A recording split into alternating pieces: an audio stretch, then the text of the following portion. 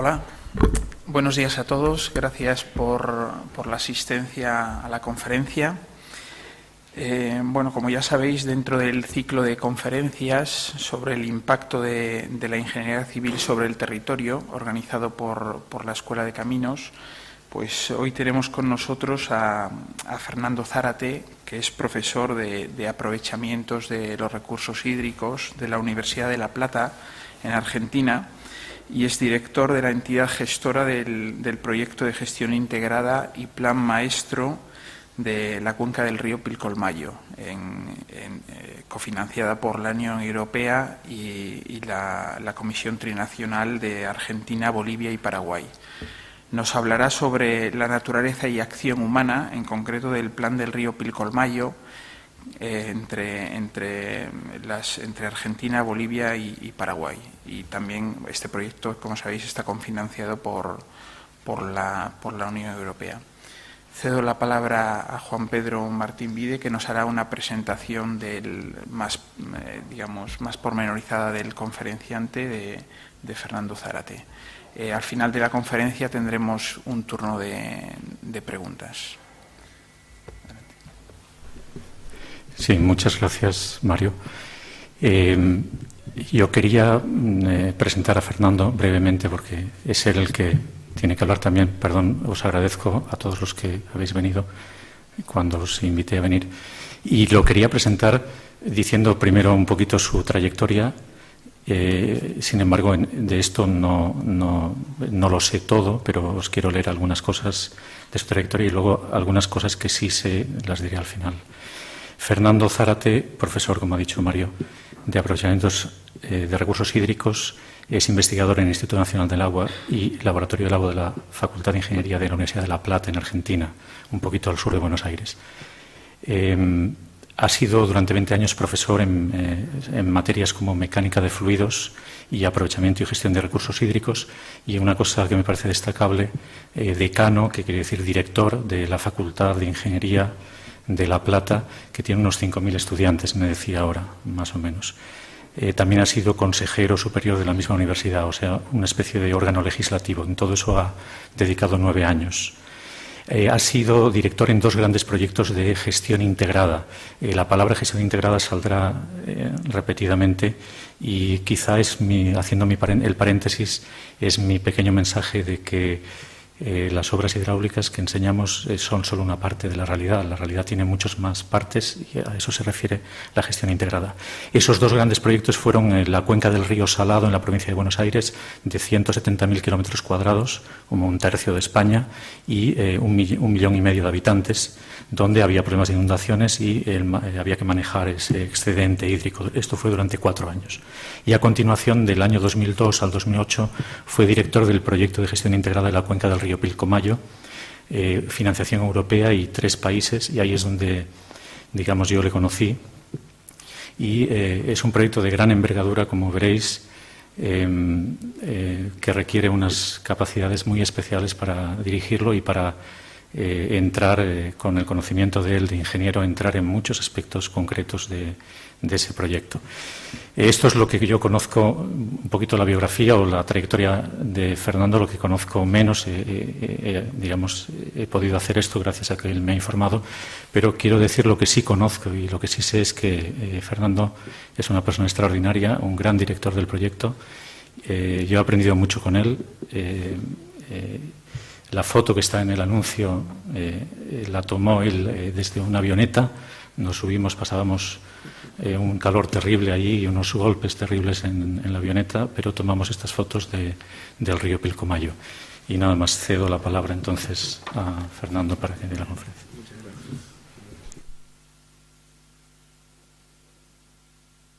Bueno, muchas gracias. Buenos días.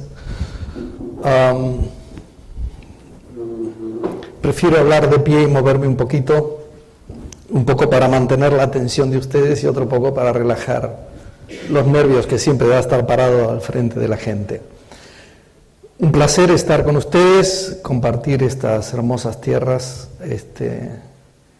con las que tenemos diversos tipos de cariños, muchos argentinos en estos tiempos que están estudiando, algunos que hasta me han acompañado hace muchos años en en la gestión en Argentina, y es un orgullo además que un hombre de las calidades y cualidades de Juan Pedro haya pensado en que podíamos traerles un mensaje interesante.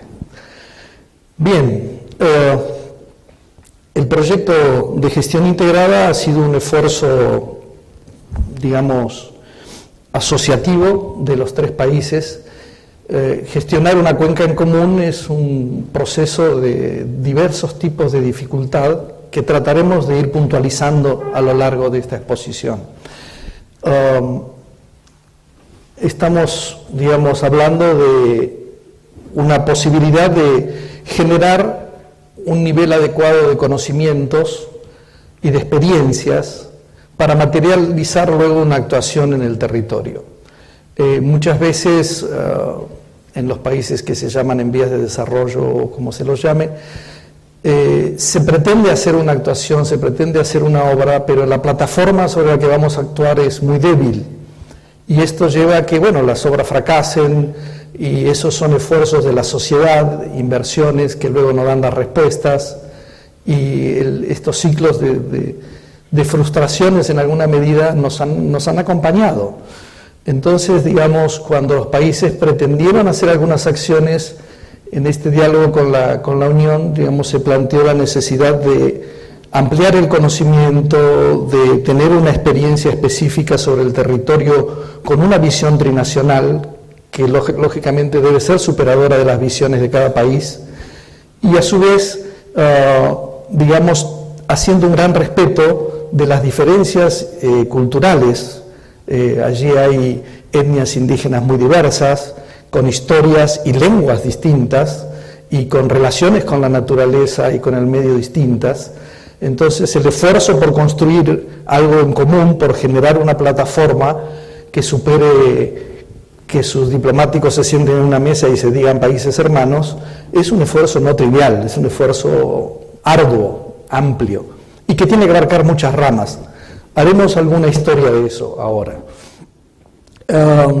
Aparece allí, bueno, entonces algunas características del proyecto. Creo que lo más señalable es que, aparte digamos, la impronta de ampliación del conocimiento no estuvo basada solamente en generar estudios de consultoría a cuestiones de esta naturaleza, sino en general también un nivel de asociatividad importante entre las instituciones de investigación de la cuenca, asociar sus universidades que tienen potencialidades específicas en diversos temas, forzar que trabajaran un poco en común, porque esta también es la plataforma que, una vez terminado el proyecto, queda para quienes tengan que seguir actuando en ese medio y se puedan apoyar en sus propios recursos humanos que han tenido tiempo y esfuerzo en aprender lo que sucede en la cuenca o en profundizar los conocimientos. Entonces, digamos, en ese sentido, el tema de la ejecución descentralizada con instituciones y universidades, además de empresas, consultorías, ONGs, digamos, es otra matriz desafiante. Es más simple decir, hago una licitación de consultoría y allí tengo una respuesta. Forzar la articulación entre instituciones es una matriz más compleja, pero es una matriz mucho más rica también, y que se diversifica en el territorio porque cada uno está en su país y a su vez va transmitiendo esas experiencias. El proyecto duró 6 años en esta, podríamos decir, primera etapa. Terminó en julio de este año. Se están gestionando algún grado de ampliaciones. La cuenca tiene del orden del 1,5 millones de habitantes, de los cuales 2/3 viven en Bolivia, digamos, y del tercio restante el 80% está en Argentina y un 20% en Paraguay. Y la superficie de intervención son 290.000 kilómetros cuadrados. El monto total de lo que se ha dispuesto para el proyecto ha sido 12,6 millones de euros de la Unión y 3,9 millones de euros de la Comisión Trinacional. Bien, habrá algunas filminas un poco densas de leer, que a mí no me gustan mucho, pero a veces hay que escribir un poco para ayudar a conceptualizar. Digamos que vamos a desarrollar un esquema para apoyar nuestra evolución sobre el trabajo en una cuenca, en estos lineamientos, digamos, ¿no? Un conjunto de estudios para mejorar el conocimiento, un conocimiento asociado a la definición de caracterización de los procesos que suceden en una cuenca. Estos procesos de pronto son los procesos de erosión y transporte y sedimentación, pero de pronto son procesos sociales, son procesos de cómo cada cultura se relaciona con su ámbito y lo vuelve más o menos sostenible y más o menos aprovechable. También son procesos donde, digamos, el tema de actuar sobre la naturaleza tiene una plataforma, digamos, de poca organicidad, o sea, es una plataforma que no tiene muy en cuenta hasta dónde la naturaleza va a soportar lo que estamos haciendo sobre ella. Así que bien, esto de describir los procesos es un esfuerzo también importante, y aquí la experiencia que les puedo decir es, si uno quiere una buena respuesta a describir procesos de la naturaleza, tiene que formular una buena pregunta. Entonces el esfuerzo de tener un buen estudio es un esfuerzo que empieza bastante antes del estudio, empieza con formular con mucha claridad hacia dónde estamos apuntando, qué es lo que pretendemos que se haga, que supere una foto de un momento y que trate de caracterizar lo que sucede en la naturaleza y el hombre en una determinada región, en este particular en una cuenca.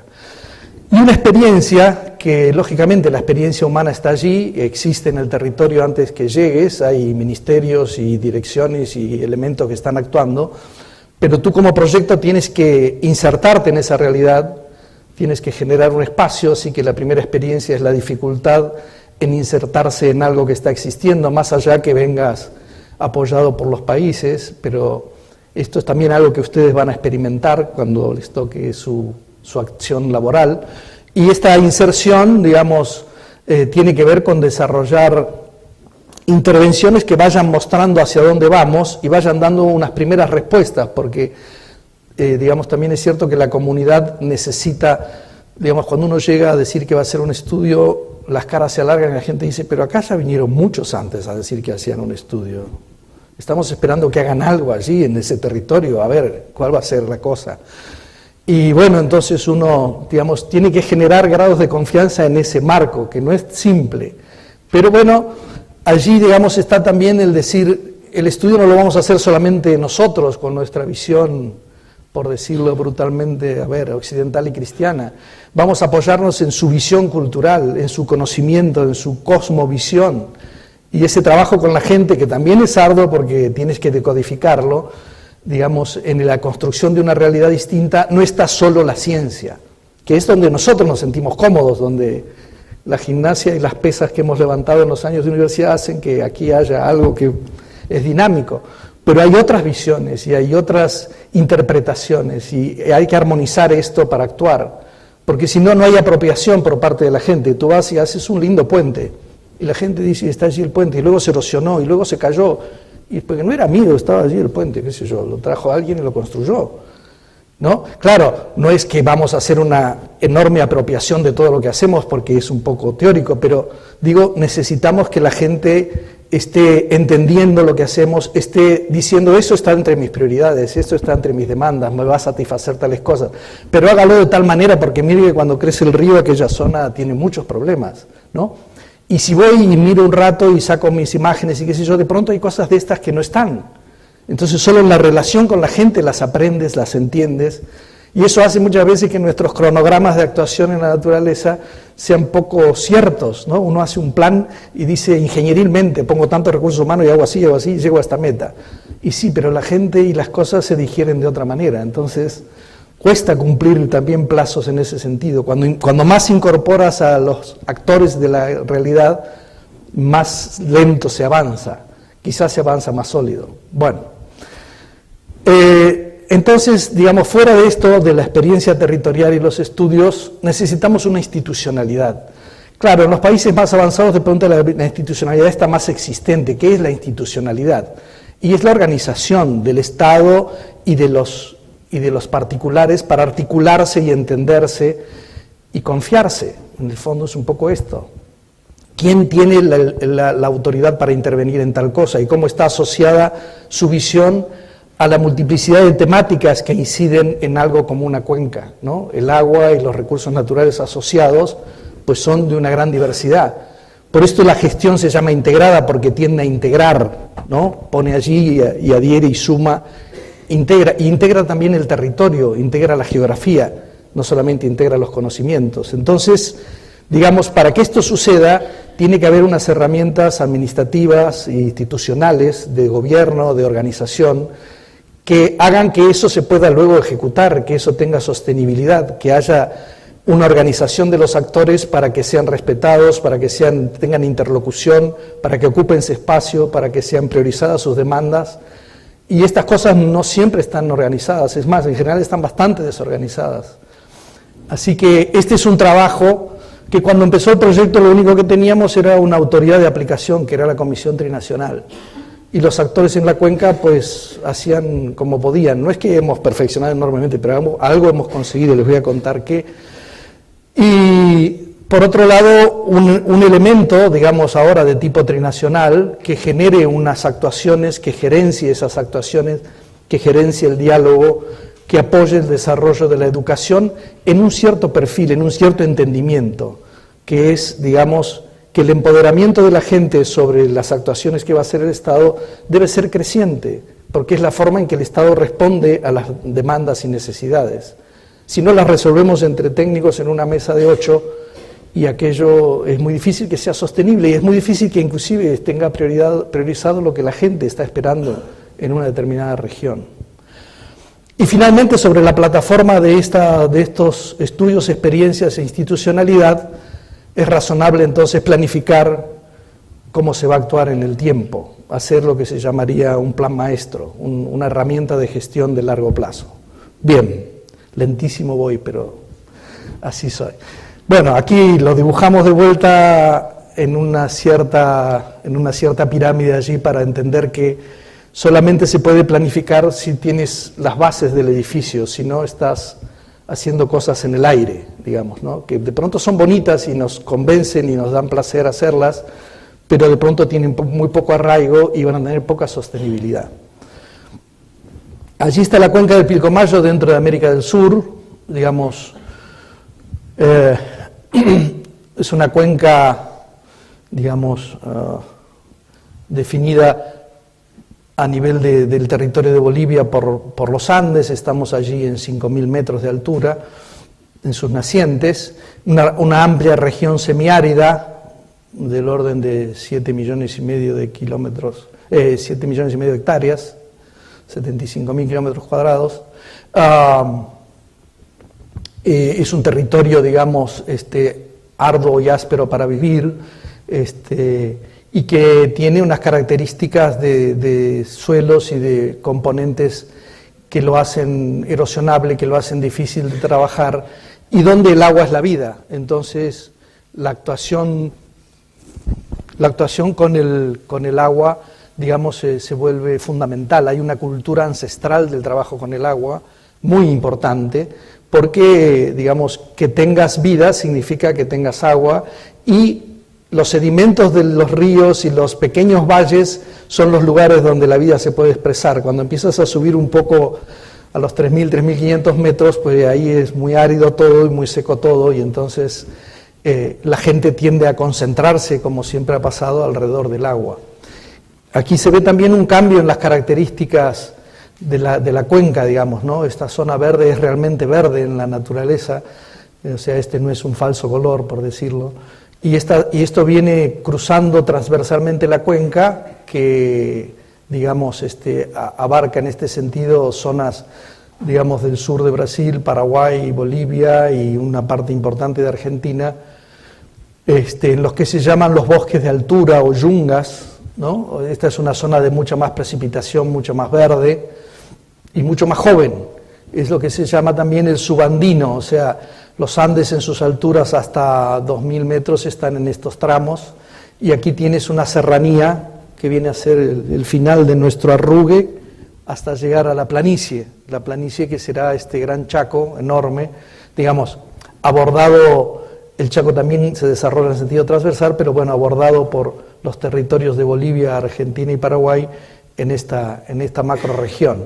Y aquí tenemos, bueno, uno de los cursos importantes de esta región de América Latina, que es el río Paraguay. Para ubicarse un poquito, porque no es tan simple, pues esta es la ciudad de Asunción, la capital del Paraguay, y esta línea del río es el límite, que en algún momento fue el río y veremos que ya no lo es en muchos lugares, entre Paraguay, que está en este territorio y aquí también, y Argentina, que está de aquí hacia abajo, hacia el sur, digamos. Y aquí arriba tenemos la zona boliviana de la cuenca, ¿no? Bolivia es como dos cosas, la Bolivia altiplánica y la Bolivia, digamos, de la cuenca amazónica. Son dos cuestiones realmente distintas, hasta culturalmente, bien diversas, bien con cosmovisiones diversas también. Bueno, allí está la cuenca con sus características. Vamos a empezar a hablar dentro de la primera parte de los conocimientos, cómo avanzamos en el conocimiento. Hemos hecho un conjunto amplio de estudios, digamos que empezaron por la rehabilitación de estaciones para poder mantener un monitoreo. Una de las situaciones que pasa es que con los años los presupuestos de los gobiernos se van perdiendo y entonces se deja de medir. Si uno deja de medir, deja de tener la herramienta principal de la disciplina técnica, que es poder saber cómo se comporta la naturaleza. Si pierdes la medición de los caudales, de los sedimentos, pues cuando tienes que actuar no sabes sobre lo que actúas. Entonces, en estos estados que se fueron achicando tanto, desapareció la posibilidad o el interés de invertir en sostener, medir, que es una cuestión que tiene poca difusión política. Así que esto es un castigo de todas las cuencas de América Latina, ¿no? Este es el caso singular del Pilcomayo, pero nos ha pasado mucho. Y fíjense, en definitiva, viene un proyecto internacional con apoyo de la Unión a rehabilitar las estaciones que los países debieron haber tenido vivas, y no lo estaban. Bueno, allí está el balance hídrico, los estudios hidrogeológicos, línea base ambiental y socioeconómica, los procesos de erosión y sedimentación y la prefactibilidad de las obras de regulación. Vamos a hablar un poquito de estos cuatro primeros brevemente. Allí están en la cuenca alta, donde se rehabilitaron las estaciones principales. Tenemos en esta cuenca alta una característica que es, digamos, la parte superior esta del Pilcomayo, tiene, digamos, un nivel de lluvias un poco mejor, digamos, dentro de los semiáridos que la parte sur. Entonces aquí hay más aporte de agua, hay más aporte de sedimentos también, y a su vez están en esta zona, digamos, en general toda esta zona oeste de la cuenca presenta, digamos, la mayor concentración de actividad minera.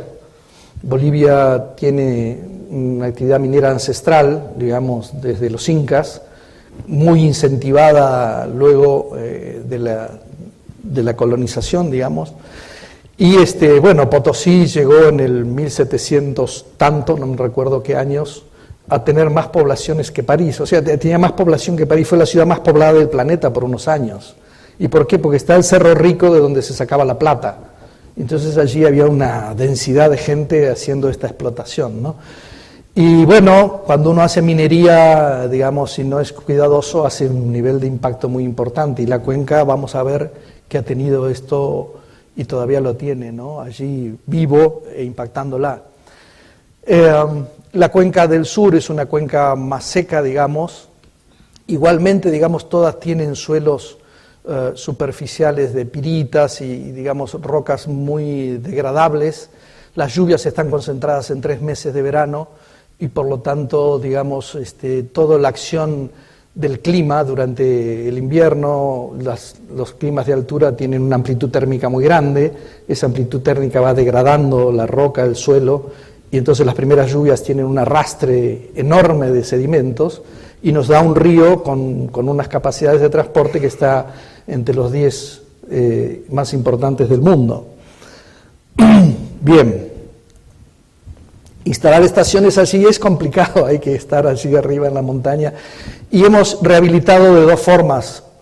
Una, digamos, sostenible a nivel humano, de que vaya gente a leer todos los días, y parece un poco esclavizante, pero la gente que vive allí, digamos, hace una agricultura de subsistencia, tiene un ritmo de trabajo, para lo cual, educándola para que lea, lo cual uno dice, pero vas a educar a un campesino, y sí, porque es el que está, no hay otro, no va a ir nadie a vivir allí, ¿no? Para que todos los días lea, y como como le explicas la importancia de esa tarea para los demás, y él tiene una noción cultural de lo que es la asociatividad con los que vive, la toma con una responsabilidad infinita, ¿no? Y da una cosa hermosa. Cuando viene la creciente, a él se le pagan por 3 lecturas por día, pero él va a hacer 10, porque sabe que eso es importante y lo quiere registrar con todo detalle. Y bueno, y también ponemos elementos de monitoreo que guardan su información electrónicamente y que recogemos cada tanto. Es difícil salir de estos valles con antenas y tener en tiempo real la información. Los lugares son difíciles de llegar, la tecnología, digamos, no es fabricada en la región, en los países, y si se te descomponen los aparatos te quedas sin los datos. Entonces hay que tener la gente y digamos, un detalle mayor en un registro permanente, pero que no va a poder ser en tiempo real, al menos en los grados de inversión que se pueden hacer ahora. Allí sobre un puente también instalado el equipo para medir cómo varía el nivel de aguas, registrarlo. También se hacen mediciones de sedimentos y vamos a conversar un poco de calidad de agua. Tener estos estudios de balance hídrico permiten, por ejemplo, evaluar cómo es la situación de la evapotranspiración en la cuenca y, por lo tanto, cómo son las condiciones de déficit, y esos déficits en qué regiones van a afectar primero. Y esto también sirve, bueno, en el sentido de planificar y de actuar en las emergencias. El tipo de emergencias, digamos, más típicas de la cuenca, bueno, son las inundaciones, para las cuales estamos siempre un poco mejor preparados que para las secas. Porque sobre las secas es como que no podemos hacer mucho y hay que prepararse con un esquema más, digamos, que tenga más apoyo en la experiencia y en el conocimiento. En las inundaciones, bueno, la defensa civil y la experiencia humana nos lleva a tener un reflejo un poco mejor. Y bueno, este tipo de datos, hay muchos, permiten elaborar, digamos, criterios de trabajo y alertas de estamos entrando en un ciclo seco y tales regiones van a tener los impactos más fuertes, y veamos cómo trabajamos ahora en un foco más local. Hay que entender que para planificar para 290.000 kilómetros cuadrados, uno planifica desde lo que se llamaría en ingeniería la prefactibilidad. Es una mirada general. Para poder actuar en el territorio, después vas a pasar a la factibilidad y después vas a pasar al proyecto ejecutivo y vas a ir cambiando de escala, como no, desde el satélite al avión y desde el avión al territorio, ¿no? Pero si no entendemos lo macro y vamos y actuamos solamente en el territorio, seguramente nuestro blanco no va a estar bien apuntado, ¿no? Entonces, esto de entender los macroprocesos es muy importante. Bien, otro grado de detalle de lo mismo. La línea base ambiental y socioeconómica fue un estudio muy amplio, muy complejo, para una superficie tan grande y con tantas características singulares, y permitió establecer, así sintéticamente les digo, las 12 problemáticas principales de la cuenca. Aquí están descritas: el riesgo geológico vinculado con unas remociones en masa y procesos de erosión muy importantes que tiene esta cuenca, en distintas zonas, que, digamos, llevan a transportes de sedimentos muy importantes y a variaciones de la morfología del río, en condiciones que también se vuelven singulares. Vamos a ver que son bastante singulares. El retroceso y divagación del Pilcomayo, por esta capacidad de transporte tan importante, digamos, se nos presenta un proceso en el cual el río va perdiendo su cauce, va retrocediendo sobre su cauce y se va yendo hacia las márgenes, inundando una zona que ha sido un gran cono, digamos, de cauces alternativos en los últimos 15.000 años, donde también ha habido un cambio hidrológico importante. Entonces, de pronto el río trazó muchos cauces en años donde tenía una disponibilidad hídrica mayor que ahora, y ahora estamos en un periodo, así, digamos, estamos hablando en escalas de miles de años, que tiene menos capacidad de transportar y presenta una planicie marcada por un conjunto de paleocauces donde el río va encontrando cómo moverse, y a su vez su transporte hace que pierda capacidad de seguir existiendo como río, digamos, pierda su cauce y se difunda en bañados, esteros, y funcione de otra manera, eso deja de ser un río, empieza a ser otra cosa, ¿no? Un sistema hidrológico no típico.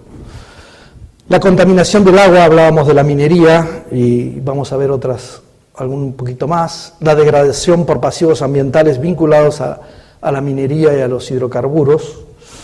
Las restricciones al aprovechamiento del recurso hídrico, el acceso, el uso del agua, digamos cuando el agua está concentrada en pocos meses y luego no tiene obras que la regulen, tiene periodos de mucha escasez, y entonces si no tengo algún tipo de obras y de planificación para actuar sobre ella, la gente tiene un estrés, además de la naturaleza, la gente tiene un estrés hídrico muy importante y de pronto camina decenas de kilómetros en el invierno para conseguir agua, porque el agua está lejos y no está más cerca, ¿no? Está cerca solamente cuando el río baja, inunda y ocupa más de un curso principal y ocupa otros, y entonces allí el agua me queda cerca de la casa. Y si me quiero ir al lado de donde está, cuando está grande, de pronto ese año cuando viene grande me inunda y me borra la casa, entonces no puedo estar tan cerca, ¿no? Tengo que tener un equilibrio con esa naturaleza que es cambiante. Los procesos de degradación ambiental, bueno, asociados a todas estas cuestiones. La degradación del recurso pesquero, el pilcomayo, digamos, aporta un nivel importante de proteínas a las poblaciones indígenas que viven a la vera del río. Estamos hablando en Argentina de la mayor concentración de etnias indígenas que quedan vivas, están allí junto al Pilcomayo, porque siendo un río errático y difícil y complejo y un poco contaminado, ¿no? Lo hemos dejado allí un poco olvidado y estamos alrededor de otros ríos viviendo. La pérdida de hábitat y biodiversidad, digamos que se da a veces por ampliaciones del horizonte de agricultura, por impacto sobre la naturaleza de actividades del hombre, por cambio de actividades que también, digamos, dejan de ser rentables. La minería tuvo años pésimos en los 80 y los 90, entonces la gente deja de hacer minería y empieza a hacer agricultura o se va en el verano a pescar al río, y esto genera movimientos poblacionales realmente importantes para sostenerse, para vivir. La afectación física por inundaciones de infraestructura, equipamiento, bien. Y algunos aspectos sociales, la distribución inequitativa de la riqueza en la cuenca, vinculada también a digamos, bueno, el mundo urbano y el mundo no urbano. No hay demasiadas ciudades, pero Potosí, Sucre, Villamontes en Bolivia y la ciudad de Formosa en Argentina son las de más densidad de población en la cuenca.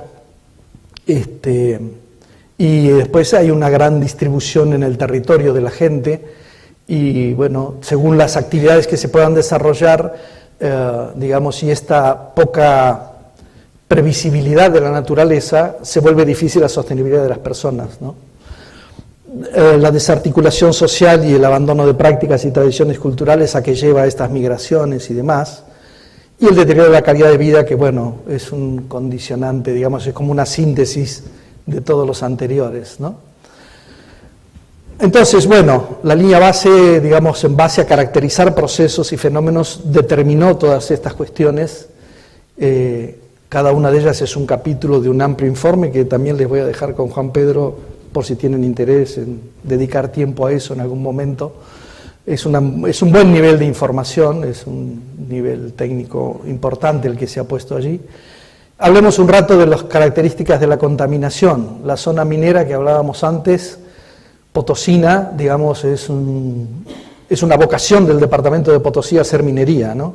Cada puntito de eso es una mina o una región con más de una mina. En los últimos 5 años, el gran crecimiento de la demanda de China e India de metales determinó un cambio de precios internacionales y eso determinó un reincremento de la minería que estaba un poco apagada. Ahora ese reincremento es, digamos, como una primavera. Allí están algunas plantas más o menos como la gente y un montón de yuyos. ¿Y esto qué quiere decir? Que hay mucho impacto en lo que se hace porque la gente va a agarrar una pala y empieza a remover antiguos desmontes que habían quedado allí para ver si sale algo, porque se puede vender bien eso. Y se deja de hacer agricultura porque se gana menos que yendo a hacer esta minería de la economía de los globos inflados que después se nos pinchan. Entonces, digamos que es un poco extraño, ¿no? Decir allí adentro de Bolivia, en un lugar perdido, hay un cambio de costumbre de la gente por cosas que pasan a nivel de la globalización, ¿no? Y también el subandino, el subandino, que es esta zona, ¿estoy con la hora? ¿Cuánto llevo? ¿Media horita? Bien.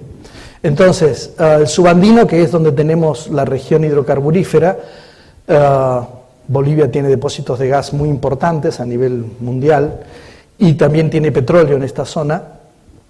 El petróleo se explotó, digamos, entre los años 20 y 50 o principios de los 60, y allí se, digamos, perdió, digamos, la tipología industrial que se usaba y esto no sostenía los precios internacionales. Entonces se dejaron los pozos, por decirlo. Y entonces, digamos, como el Estado no obligó a quienes se iban como concesionarios a hacer lo que se llama un abandono de un pozo no se deja simplemente, hay que hacer un trabajo importante de sellado y de manejo para que no salga de allí gas ni salga petróleo. Los tubos que se ponen se van pudriendo, se van oxidando, se van perdiendo, se filtra lo que está allí abajo, como ya lo perforé y le di continuidad para arriba, empiezo a tener una filtración y entonces donde había un pozo se me forma un lago de petróleo con agua, y cuando llueve un poco más todo eso va a parar a los arroyos y se mete en la vida de la gente, ¿no? Y también los que viven cerca van y sacan ese petróleo con agua, lo dejan sedimentar separadamente y tienen un poco de combustible para algo. Así sucede en la vida. Bueno, pero digo, el impacto de estos 100 y tanto de pozos que no tienen buen abandono es importante en las cuencas. Vamos a hablar un poquito entonces dentro de los esquemas de contaminación. Digamos, cuando contaminamos las aguas con sus sedimentos riegan los territorios, en los territorios se producen alimentos, entonces los alimentos se contaminan, ¿no? Entonces, en las zonas, digamos, en los primeros 100, 150 kilómetros aguas abajo de la minería, tú encuentras zanahorias o habas o cosas que tienen cadmio o plomo, y como estas cosas te contaminan muy de a poquito, en 20 años vas a descubrir que te impactó la salud. Entonces es como que no pasa nada, ¿no? Culturalmente no hay una definición de que esto es muy malo. Y bueno, la zona que les voy a contar es una de las regiones que alimenta de zanahorias, por ejemplo, a ciudades como Sucre o Potosí, ¿no? Inclusive La Paz, y que tiene impactos de contaminación importantes. Lamentablemente nuestro proyecto no tenía un campo de salud, digamos, hemos interactuado con médicos del mundo y otras cosas, pero el proyecto era un proyecto ingenieril, entonces uno, bueno, destapa, descubre, analiza y pone sobre la mesa cosas donde otros tienen que actuar, ¿no? Y además los gobiernos son soberanos y por lo tanto el proyecto también no es que hace lo que quiere, sino lo que puede, es un proyecto trinacional que tiene que articular con estas voluntades, ¿no? Bien. Para contar algo de lo que hay allí, vamos a focalizarnos. 90 bocaminas abandonadas, digamos, en el momento que se hizo el informe, desmontes oxidados y sulfurosos, colas antiguas, diques de colas, 288.000 toneladas de pilas de lixiviación, pilas de materiales que se sacaron de adentro de la mina y se dejan expuestos. Entonces, cuando llueve, el agua escurre sobre rocas que tienen expuestos procesos de sulfuración y demás, que liberan los metales pesados. Entonces te los arrastras en iones y generas lo que se llama un agua ácida, un agua que tiene un pH de 1 o 1,5. Y por el otro lado, digamos, la actividad humana en los ingenios genera mucho sedimento muy fino que transportan el agua a los metales adheridos en los sedimentos. Entonces tiene estos dos tipos de contaminación viajándote con el agua. 35 millones de sucus, también otro tipo de nombre para este mismo tipo de desechos de la minería, pilas de escoria, 300.000 metros cúbicos de desmontes. Y en el área petrolera, en algunas de las quebradas más importantes, 65 pozos abandonados, pero no abandonados como la técnica dice, sino abandonados. Bien, allí una foto aérea, digamos, donde se ve esto, que parecen serranías o mesetas, son en realidad las colas, lo que se ha sacado de adentro del cerro, ¿no? Y queda allí expuesto a la superficie, ¿no? Aquí están las líneas de nivel, allí hay un curso de agua, y esto es parte de la población de Potosí, ¿no? A los alrededores de Potosí, digamos. Este es el Cerro Rico. Hay algunos grises allí. Cada gris de estos es una salida de una bocamina y un desmonte que ha tirado algo de lo que sacó de allí dentro. Este cerro es un verdadero gruyer. Lo estudiaron hace poco los alemanes para ver si se iba a caer, porque está tan agujereado que estructuralmente es muy posible que se derrumbe, ¿no? O sea, tiene 500 años de estar allí sacándole parte de lo suyo. Estos son los desmontes que se forman afuera, ¿no? Y también ven los desmontes cerca de las casas. Y como el agua en las lluvias de verano lava esto y genera ese proceso que llamamos lixiviación. ¿Qué característica tienen ahora los ingenios mineros? Que son donde, como en un ingenio azucarero, procesas el mineral de roca allí, lo trituras para extraer los metales que te interesan, la plata, el zinc, el plomo y otros. ¿Perdón? No, pasó para adelante. Entonces, digamos, bueno, ¿qué característica tiene el pH? No de las aguas ácidas, sino del agua que sale de los ingenios. Tiene un pH de 10-11, o sea, es muy básica. Está formada por areniscas, piritas y otros elementos, y químicamente tiene además elementos que le ponen en la industria de los ingenios, depresores, modificadores, complejos metálicos. Tiene una densidad de pulpa de más de 1,22, o sea, hay una gran cantidad de sólido en suspensión, y un caudal de pumpa de 130 litros por segundo, que uno diría, bueno, en un río no es mucho.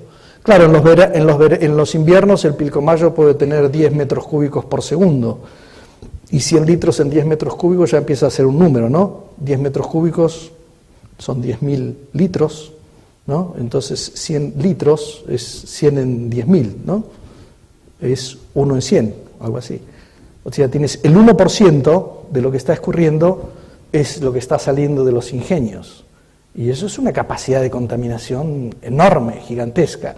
En los veranos el río traerá 600 metros cúbicos o 1.000, y entonces tu dilución será infinitamente más grande y la contaminación bajará.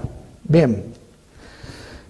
Allí están algunas imágenes de estas salidas de los ingenios, que bueno, uno ve aguas de estos grises, estos barros de alto nivel de contenidos metálicos, y son retenidos en los que se llaman diques de colas, ¿no? Este es un dique de colas, un terraplén, por decirlo, parecido a un terraplén de un camino, consolidado, impermeabilizado en sus paredes y en general no tan bien impermeabilizado en el fondo, porque hay que construirlo desde el fondo primero, porque si no uno va a percolar parte de esas aguas y esos metales a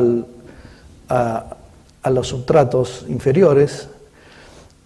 Un proceso de construcción de diques de cola. Estos diques de cola que se concretaron durante el proyecto, no los pagamos como proyecto, pero con las mediciones que hicimos y un gran trabajo de concientización y el hecho de que los tres países estén en la misma mesa sabiendo las mismas cosas, fuerza que el país que tiene un poco más de responsabilidad en la contaminación se lo tome más en serio y actúe, ¿no? Este es otro beneficio de tener los socios en la mesa y no que cada uno hace como le parece y el otro recibe lo que recibe. Aquí es como se vuelca desde los ingenios, desde un canal, con estos tubos, spigots se llaman, adentro de los diques de colas, allí dentro se rellena con este material, se deja que deposite y las aguas que quedan salen fuera. No son aguas sin contaminación, pero tienen al menos una tasa de sedimentos ínfima, con lo cual toda la contaminación que va adherida al sedimento, los metales pesados, se quedan allí dentro. Aquí se ven un par de estos diques que se hicieron, fíjense cómo es la naturaleza del hombre, estamos haciendo estos diques y allí hay una población, o sea, si colapsa un dique de estos, esta gente va a recibir millones de toneladas de suelos contaminados, ¿no? O sea, tenemos... Y bueno, y de pronto estos diques, si no tienes mucho cuidado, son construidos sin los cuidados técnicos y van a generar un riesgo importante en sus alrededores. Aquí hay una serie de puntitos que no se ven mucho, pero bueno, son unos rojos, que son donde hemos medido sistemáticamente la calidad del agua. Medir la calidad del agua y analizarla es uno de los temas que se demostró más complejos. Yo no tenía demasiada experiencia en ello, porque venía de una línea no tan metida en los temas de calidad de agua. Pero uno entiende que, por ejemplo, los esquemas de análisis, de toma de muestras digamos, todo lo que tenga que ver con un proceso que te lleve a entender qué es lo que está pasando en contaminación con claridad, no es nada simple. Los laboratorios te van a dar un informe, pero es un informe que dice cumple o no cumple con la norma, pero no me dice qué proceso está sucediendo allí, y si está incrementándose o está decrementándose, y quiénes son los corresponsables de que el proceso evolucione como evoluciona, ¿no? Y estas cosas son muy importantes en saber, por ejemplo, cuando has tirado tantos sedimentos, si tienes lo que los químicos llaman un bioreactor allí debajo del río, en el lecho, en esos sedimentos que han quedado volcados, y cuando tienes aguas bajas, interactúa el agua a la temperatura y se te vuelve a activar tu bioreactor y te vuelve a generar incrementos de los sedimentos contaminados en las aguas, ¿no? Procesos realmente complejos. Bien, allí, por ejemplo, empezando cerca de los ingenios, tenemos la medición de metales pesados como zinc, cadmio, plomo, arsénico y cobre, ¿no? Miligramos por litro, partes por millón, 100, 10, 1, 0,1, etcétera.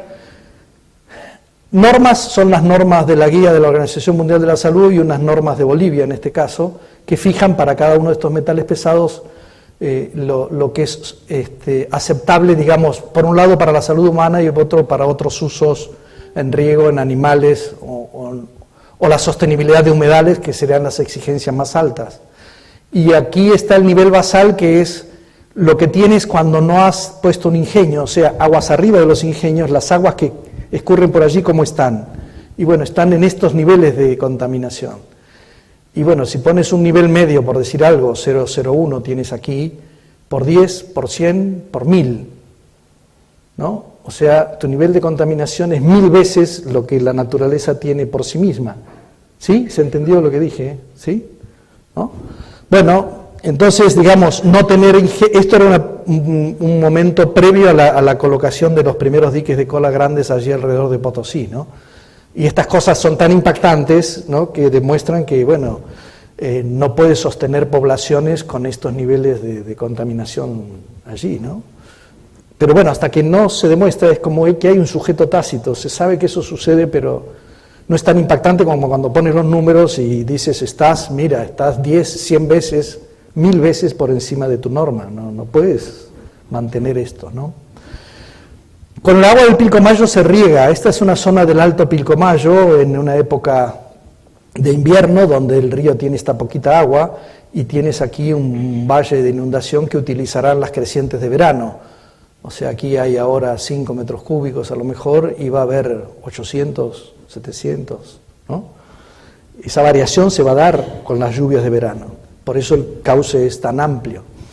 Y aquí tienes la población, digamos, que utiliza, digamos, los sedimentos que generan el valle en la montaña del río. Ves toda la cuadrícula allí, donde hay un poquitito de suelo alrededor del curso. Allí se instala la gente a sembrar. Pero pasa como en el Nilo. El agua tiene sedimento. El sedimento es un abono. Y entonces se riega con el agua con sedimentos. Pero estos sedimentos provienen de la contaminación minera también, entonces te ponen en la tierra los metales pesados y cuando cosechas la zanahoria, allí está el metal pesado saliendo. Entonces, entre otros temas de mitigación, desarrollamos algunas experiencias, ahí se ve la zona, digamos, ¿no?, de Sotomayor, como se llama esta población, algunas experiencias para mitigar estos órdenes, digamos, sobre todo en los canales secundarios de riego y sobre la producción, se veían siempre niveles muy por encima de las líneas rojas, que son las líneas, digamos, los límites dentro de las normas en las concentraciones que se pueden aceptar de ciertos metales pesados. Y buscamos soluciones que tuvieran tecnologías no muy complejas, como son los humedales, ¿no?, para no poner tecnologías de alto nivel que después son poco sostenibles en lugares aislados y con desarrollos de la técnica local no tan avanzados. Entonces, bueno, los humedales, saben ustedes, promueven el uso de las plantas como elementos que van a captar distinto tipo de elementos. En particular nos interesaban las que captan los metales pesados. Digamos que cuando uno tiene metales pesados en los sedimentos que lleva el agua y en los suelos, Una parte es retirar los suelos que están en suspensión en el agua para quedarme sin esa contaminación, y luego captar los iones que quedan de los metales pesados dentro del agua. Y bueno, esto, digamos, es el trabajo que hacen las plantas, y estos son modelos, a veces de flujo horizontal, a veces de flujo vertical, para promover este saneamiento, digamos, de las aguas, ¿no? El trabajo con la comunidad, etcétera. Y allí está el prediseño que hicimos, digamos, un formato para verlo, un presedimentador, un sedimentador, y aquí están los humedales, los filtros verdes de macrófitas. Este es un humedal superficial, o sea, donde el agua va escurriendo superficialmente y la planta va tomando a través de sus hojas los iones de contaminación de metales, y este es uno subsuperficial donde lo toma desde las raíces, y las plantas son distintas. Bueno, estábamos, digamos, en la instalación y prueba de esto en la etapa final del proyecto. Es, digamos, en definitiva, un interesante laboratorio para hacer esta experiencia, porque el tipo de plantas y muchas de las condiciones de borde de una planta, de un esquema de esta naturaleza, tiene que ser adaptado al lugar. Tienes que saber si tu planta, cómo se va a comportar a la altura a la que estás, qué nivel se va a reproducir, si va a tener la captación de lo que quieres al nivel que necesitas, y esto no está escrito, no hay tanta información ni tanta experiencia, así que tienes que hacer un poco un laboratorio de esta planta, ¿no? Allí está su construcción y ahí se la ve, es una planta grande, ¿no? Y ahí está el río al lado, ¿no? Este es el lecho del río que veíamos hoy en la foto aérea en el mismo lugar, y bueno, nuestra planta con el efecto pistón de llevar las aguas en estos tramos, y todavía no se habían implantado la planta, digamos, en el humedal, ¿no? Bien. Evaluamos la prefactibilidad de obras de regulación, porque siendo un curso de agua que tiene crecientes de verano y luego un abatimiento durante 8 o 9 meses, también interesa saber qué pasaría, qué se puede hacer para regularlo y hasta dónde da beneficios e impactos esta actividad. Había como 20, aquí están las zonas de inundación, aguas abajo, digamos, en la cuenca alta hay poca inundación porque las pendientes son muy grandes y el agua no se queda allí. Pero cuando entras en esta planicie, tienes unos 200 kilómetros, unos 200 metros en 1000 kilómetros, ¿no? Entonces, es una planicie de muy baja pendiente, donde se quedan todos los sedimentos, donde las inundaciones se expanden, las aguas se expanden e inundan territorios, infraestructura, etcétera, ¿no? Así que, bueno, hay algunas afectaciones Estudiamos, digamos, hicimos una preselección de estos 20 sitios posibles, haciendo unos estudios geotécnicos, civiles, hidráulicos, y nos quedamos con estos 3, Santa Elena, Machigua y Carrizal, en zonas del subandino, para plantear algún grado de regulación. Allí está dibujado en líneas azules lo que sería el lago que produciría una presa aquí, las características de la presa. Por ejemplo, en este caso son 140 metros de altura, un volumen de 4.000 hectómetros cúbicos. El río derrama 6.000, o sea que tenemos 2/3 del derrame que se puede guardar en esa presa. Es interesante porque derrama los 6.000, el 80% los derrama en 2 meses y medio, en 3, y el resto del año tiene el 20% abatiéndose lentamente. Entonces, si tú quieres regar, si quieres hacer desarrollo productivo, si quieres retener el agua, necesitas embalses. Digamos que en general las zonas montañosas que se han desarrollado en este planeta lo hemos hecho con este modelo. A veces los embalses producen grandes impactos. Ahora, como sabemos más, debemos ser más cuidadosos de lo que vamos a hacer, pero no quiere decir que no los tengamos que hacer. Quiere decir que tenemos que ser mucho más cuidadosos, ¿no? Bueno, y allí se puede instalar algo de hidroelectricidad también. Esta es la confluencia de esos 2 brazos, aguas arriba del lugar de cierre, que estaría un poco más abajo aquí. Estos son los valles del Pilcomayo Alto, donde da la posibilidad entonces de instalar algún tipo de diques. Hay un transporte enorme de sedimentos según los brazos y las condiciones, entonces, digamos, esto también impacta sobre la vida útil que puede tener algún grado de regulación. Aquí hay otra obra en ese cañón que se ve allí, que es muy cerrado. Entonces esta obra no regula demasiado, pero lo que tiene interesante es que la zona es deficitaria energéticamente, y aquí se podría instalar algún grado de central con un túnel allí de 21 kilómetros para conseguir 900 metros de salto, 980, e instalar una potencia de electricidad importante. Quedó esto a nivel de esta evaluación y bueno, las visiones de los países no son conjugadas en esto. Por ejemplo, la visión del gobierno de Morales significó también un cambio. Veníamos avanzando en el tema de ver las presas, a ver si llevábamos a prefactibilidad, y luego la visión empieza a ser, bueno, la presa es una inversión intensiva de capital, prefiero hacer una inversión de ese dinero distribuido en muchas poblaciones con efectos locales puntuales más inmediatos. Es una visión política distinta, y eso influyó en el proyecto en que ralentizáramos y enfriáramos un poco los estudios de presas, ¿no?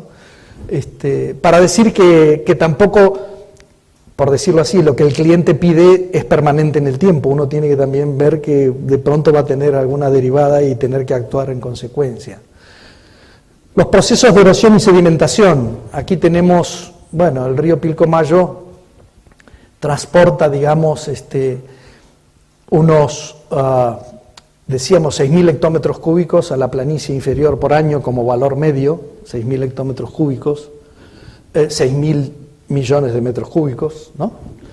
Y transporta, digamos, unos 300.000 metros cúbicos de suelos que derrama en una enorme planicie, ¿no? 120 millones de toneladas de sedimentos como promedio. Allí está la cuenca superior que veíamos hoy, la cuenca que viene del sur también, se juntan aquí, este punto era Machigua, donde veíamos la posibilidad de poner una presa. Y aquí vamos viendo que, bueno, digamos, las partes distintas de las cuencas en cada estación aporta un cierto volumen del volumen total que vas a tener en, digamos, donde cerramos la cuenca en Villamontes, en donde termina el Subandino. Aquí tiene 7.500 hectómetros cúbicos de derrame medio anual, y bueno, de esos, digamos, unos 615 en promedio vienen por aquí arriba, y bueno, sin embargo, 488 vienen de aquí y 37 de aquí, o sea, para ver que la distribución de lluvias y aportes son distintas, y a su vez puedes ver cuál es la tasa de millones de toneladas por año de sedimentos que van a ser transportados, digamos, o dicho de otra manera, cuántas toneladas por kilómetro cuadrado por año de sedimentos te va a aportar cada subcuenca. Bueno, esto fue un trabajo dentro de los estudios de sistematización de los datos sedimentológicos que tomaban las estaciones hidrometeorológicas, depurar las series, sistematizarlas, completarlas y tener una información que permite, bueno, desde plantear cuáles son las cuencas más sensibles y donde más vas a tener que actuar si quieres algún grado de control de los procesos de erosión, y cuáles son las cuencas más ricas hídricamente, etcétera. Otra cosa interesante es, aquí el río tiene 7.500 hectómetros cúbicos de derrame, y una estación que está 150 kilómetros más abajo tiene 6.400, o sea, tiene 1.000 hectómetros cúbicos menos, y está más abajo. ¿Cómo es esto? Y bueno, es que el río empieza a salir de funcionar adentro del río, y en las crecientes va a pasar por fuera de los lugares que están en la estación, de vez en cuando, no todos los años, y entonces en los promedios largos se te pierde un poco del agua. Cuestiones que pasan en un río que deja de comportarse como río, ¿no? Si no, uno pensaría más abajo, más agua, ¿no? Este es un estudio, digamos, una aproximación metodológica para evaluar el transporte de sedimentos con una metodología como Gavrilovich. Entonces, bueno, se hicieron una serie de estudios de cuestiones básicas, de sistematización de clima, hidrología, suelos, uso del suelo, topografía, etcétera, subcuencas, y se llega, digamos, a una información donde te aparece, digamos, evaluado a nivel macro, la tasa anual de sedimentos que puedes generar en las distintas subcuencas, y allí está graficado como tonos de rojo, digamos, ¿no? Entonces, esto muestra una cuestión singular. En esta zona de altos niveles de lluvia y vegetación se dan procesos particulares de erosión que tienen que ver con los movimientos en masa, y que fue un descubrimiento un poco del proyecto. Digamos, se sabía cuánto transportaba el Pilcomayo, pero no se sabía bien cómo estaba distribuida ese aporte de sedimentos en la cuenca. Y aquí, digamos, vemos después de unas lluvias intensas, fíjense esta imagen satelital, cómo está como pelado todo esto, ¿no? Y si lo miras acá en una foto, aquí hay un dique, un cierre, y allí está todo como si uno hubiera ido con una afeitadora y hubiera afeitado el cerro, ¿no? Bueno, eso es una tormenta spot que cae y se está moviendo sobre la serranía en estas épocas de verano. La serranía es cuaternaria, tiene mucha pendiente, y entonces cuando la humedeces con una tormenta fuerte y una lluvia muy intensa, pierde estabilidad y se mueve masivamente, y eso va a parar luego, arrastrado por el arroyo, al río. Entonces, digamos, hay estos movimientos en masa, por ejemplo, si no son convenientemente estudiados, aquí tienen ustedes un dique que se hizo con un lago para hacer una zona de riego y suministrar agua potable a poblaciones aquí debajo. En el 78 empezó, el dique se inauguró en el 76, en el 78 empezó a tener lo que los geólogos llaman un delta progradante, ¿no? Empieza a generarse allí, de donde entra el agua del río que alimenta a nuestro embalse, una sedimentación importante, ¿no? Así como demasiado fuera de escala, vinculada a estos procesos de movimiento en masa. Ya esto es el 78, en el 86, 8 años después, ese delta había ingresado mucho más, ahora la foto está tomada del lado del delta, allí está el dique, y en el 2006, 20 años después, este triangulito que está dibujado acá es lo único que queda de agua, y el sedimento está escurriendo por sobre el vertedero del dique. O sea, no hay más lago, se sedimentó todo, se llenó ese lago de sedimentos.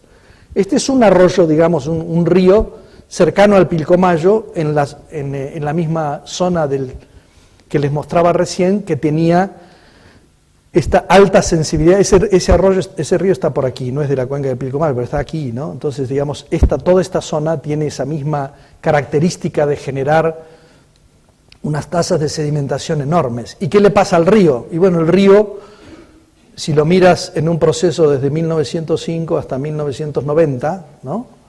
Esta línea lo que va indicando es cuántos kilómetros retrocede el curso como existencia de un curso que fluye, ¿no? Y bueno, en un periodo tiene un gradiente de pérdida de curso más lento, ¿no? Aquí tienes, 60 años y has perdido 80 kilómetros. Pero aquí tienes del 70 al 90, 20 años y has perdido 200 kilómetros más, ¿no? ¿Qué quiere decir perder? Quiere decir que el río llega a un momento, con sus sedimentos empieza a estar cada vez más alto respecto de la planicie que lo rodea.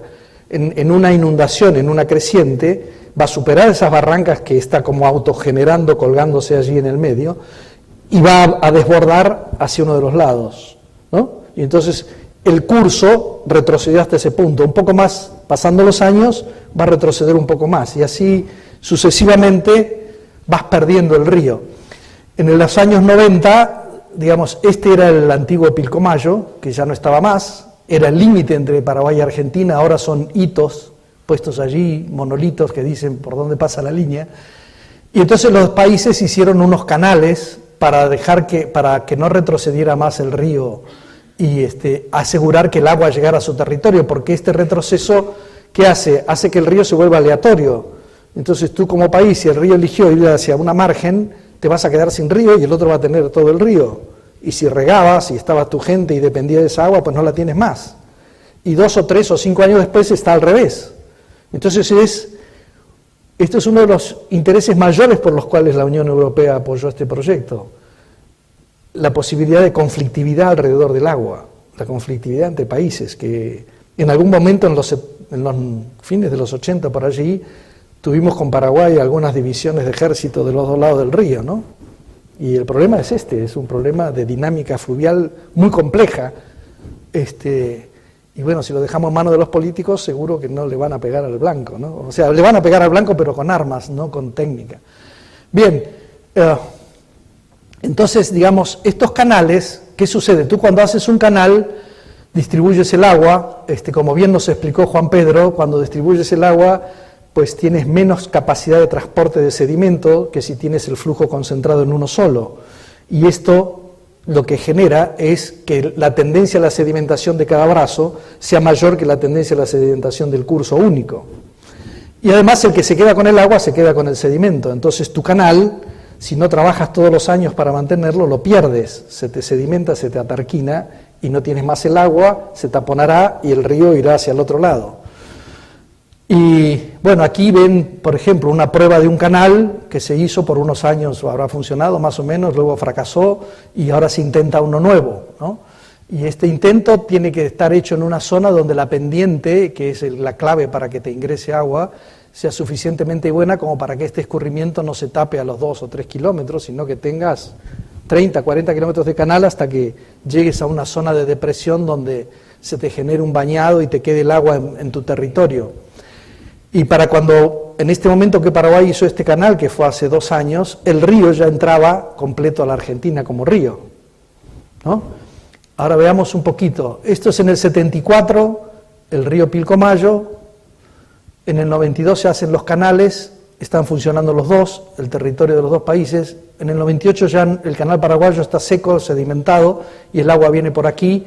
Pero un poco más adelante empieza a romperse este canal y Paraguay es alimentado no ya en el punto que los países dijeron, sino desde otro punto y desde agua que había ingresado a Argentina, ¿no? Esto que la naturaleza hace es lo que le parece, no lo que nosotros pretendemos sistémicamente que haga, sobre todo en un panorama tan variable como este, ¿no?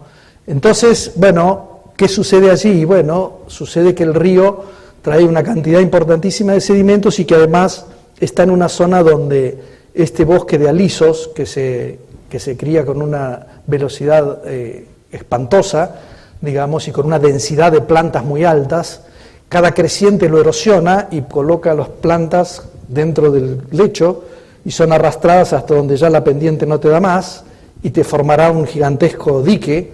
Entonces, este canal que había estado alimentado y había escurrido el agua hasta el 2003, digamos, llegó a este punto, empezó a sedimentarse, en el 2004 estuvo por acá, en el 2005 estaba por allí, y estaba así, perdón, y seguía vivo nada más que hasta este punto, aquí reventaba, digamos, y pasaba el agua al otro lado, al territorio paraguayo. Entonces, ahí está, ¿no? Como el río no podía sostenerse más en la línea que venía escurriendo y empieza a escurrir, rebosa por una margen y buscará una planicie, una depresión y se irá escurriendo por allí. Y bueno, entonces, ¿cómo recuperas el río? Estábamos en este punto donde el río llegaba y hacía esta curva y aquí reventaba. En ese punto, por ejemplo, es este punto, el río estaba yendo por allí. Entonces, para recuperar una traza previsible, esto es una limpieza del bosque nativo, del monte nativo de 150 metros y tiene allí un canal de 3 metros de ancho de fondo, excavado, y esperas la creciente de verano. Y cuando llega la creciente de verano, el río no escurrirá más por allá y escurrirá por acá. Si hay pendiente suficiente, has cambiado el curso del río con esa pequeña obra, por decir así, ¿no? Esa es la dinámica de una zona de planicie, de pocas pendientes, de mucho sedimento, y muy compleja, que por eso también no tiene un alto valor productivo y por eso también concentra las etnias indígenas y la gente con poco acceso al agua y con poca posibilidad de desarrollo humano, ¿no? Y un año después, donde se abandonó el brazo, estará la vegetación, y si pasas 2 años después, esto será todo parejo y no sabrás dónde estuvo el río siquiera, ¿no? Es una dinámica muy singular, muy particular del río Pilcomayo. Los trabajos, digamos, de conocimiento, de detalle, de las regiones, los hicimos mucho, aparte de, bueno, estos estudios y lo que les mostraba antes, los hicimos mucho también con la gente local, contratando a las poblaciones indígenas, porque ¿qué dicen ellos? Dice, vienen ustedes, que seríamos los gringos, los blancos, y nos piden que les contemos cómo es la cosa aquí, después se escriben un informe y a ustedes les pagan miles de dólares, y nosotros que sabemos cómo es la cosa, nada, ni siquiera nos pagan los miles de dólares. Y estamos cansados de esto, entonces, a ver, queremos integrarnos, queremos participar, queremos que nos escuchen, pero que nos respeten, ¿no? Bueno, esto es una dinámica de incorporar a los actores y es un trabajo que a nosotros no nos sale lineal, porque nuestra cabeza dice, bueno, este buen indiecito, ¿qué tendrá de interesante para decirme si yo soy el que he estudiado las tensiones de corte y la turbulencia y, hombre, de la capa límite? Pero no es así. Las relaciones humanas y el equilibrio de las cosas pasa no por los lugares solamente de la ciencia.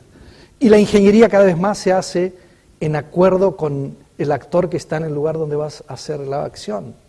No es más una ingeniería de escritorios, no funciona la ingeniería de escritorios, no es sostenible, no es apropiable por la gente. Y tú como Estado no puedes invertir dinero de los demás en cosas que no van a ser apropiables por la gente, que no van a ser consideradas como útiles.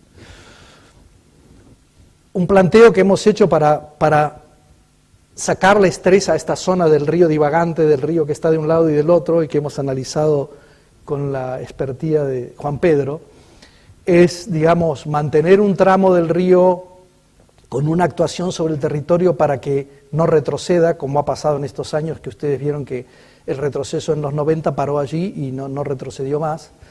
Tener un manejo de estas aguas con unas zonas de sacrificio y sedimentación, y sobre el final de estas cuestiones, hacer algo que ya hemos visto que hace la naturaleza, poder concentrar ese flujo, hacer un pequeño dique, que es una ruta baja, digamos, por decir, es un alteo de 4 o 5 metros, que lo único que pretende es uniformizar el agua aguas arriba.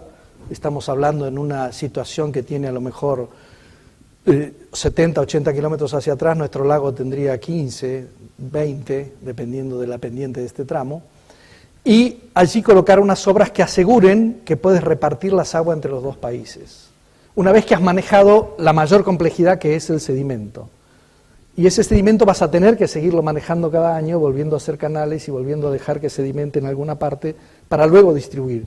Si quieres distribuir a su vez que hacer una obra de canales, eso no es estable. Digamos, estos 15 años de experiencia lo que han demostrado es que los países tienen o no tienen el agua y tienen enormes estreses y problemas por ello, ¿no?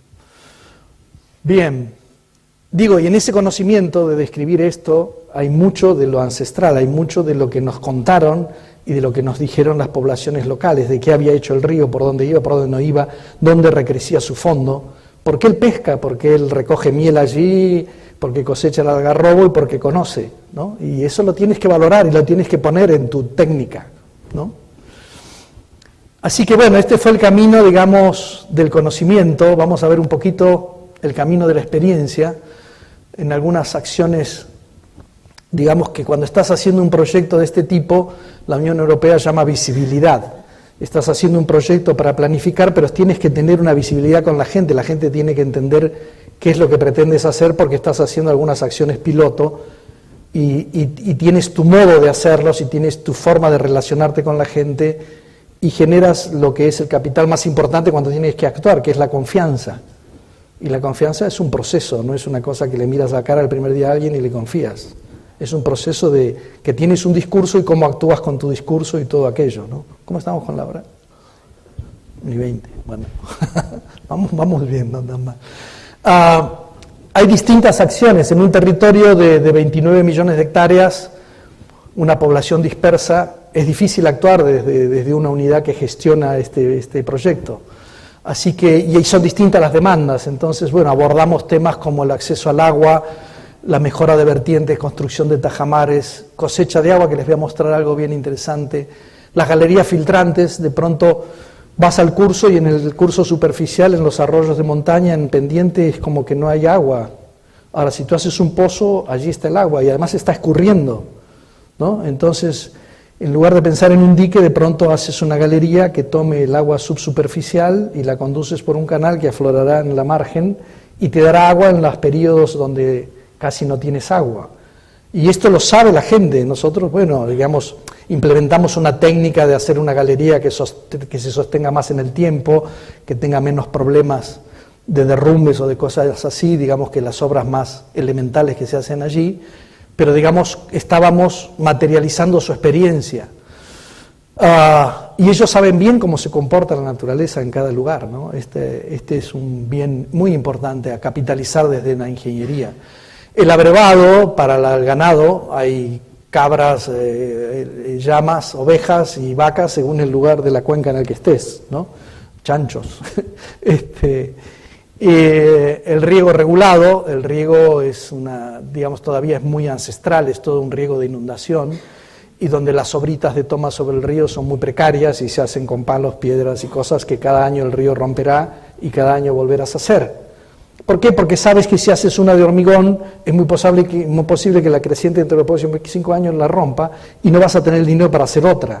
En cambio la tuya, la que haces con los vecinos, pues esa es más sostenible, ¿no? Quizás te genera más trabajo, pero es lo que sostendrá. La mitigación de la contaminación, que mostramos el ejemplo de Sotomayor, hicimos otros ejemplos que no da el tiempo para contarlos. El control de la erosión en los suelos de gran pendiente, erosionables y de la cuenca alta fundamentalmente. Barreras de piedra, gaviones, escalonamiento de pendientes. Mitigar la sedimentación, que esto es un poco el dique distribuidor y lo que le contaba recién, y a la producción de abonos orgánicos, la retención de suelos.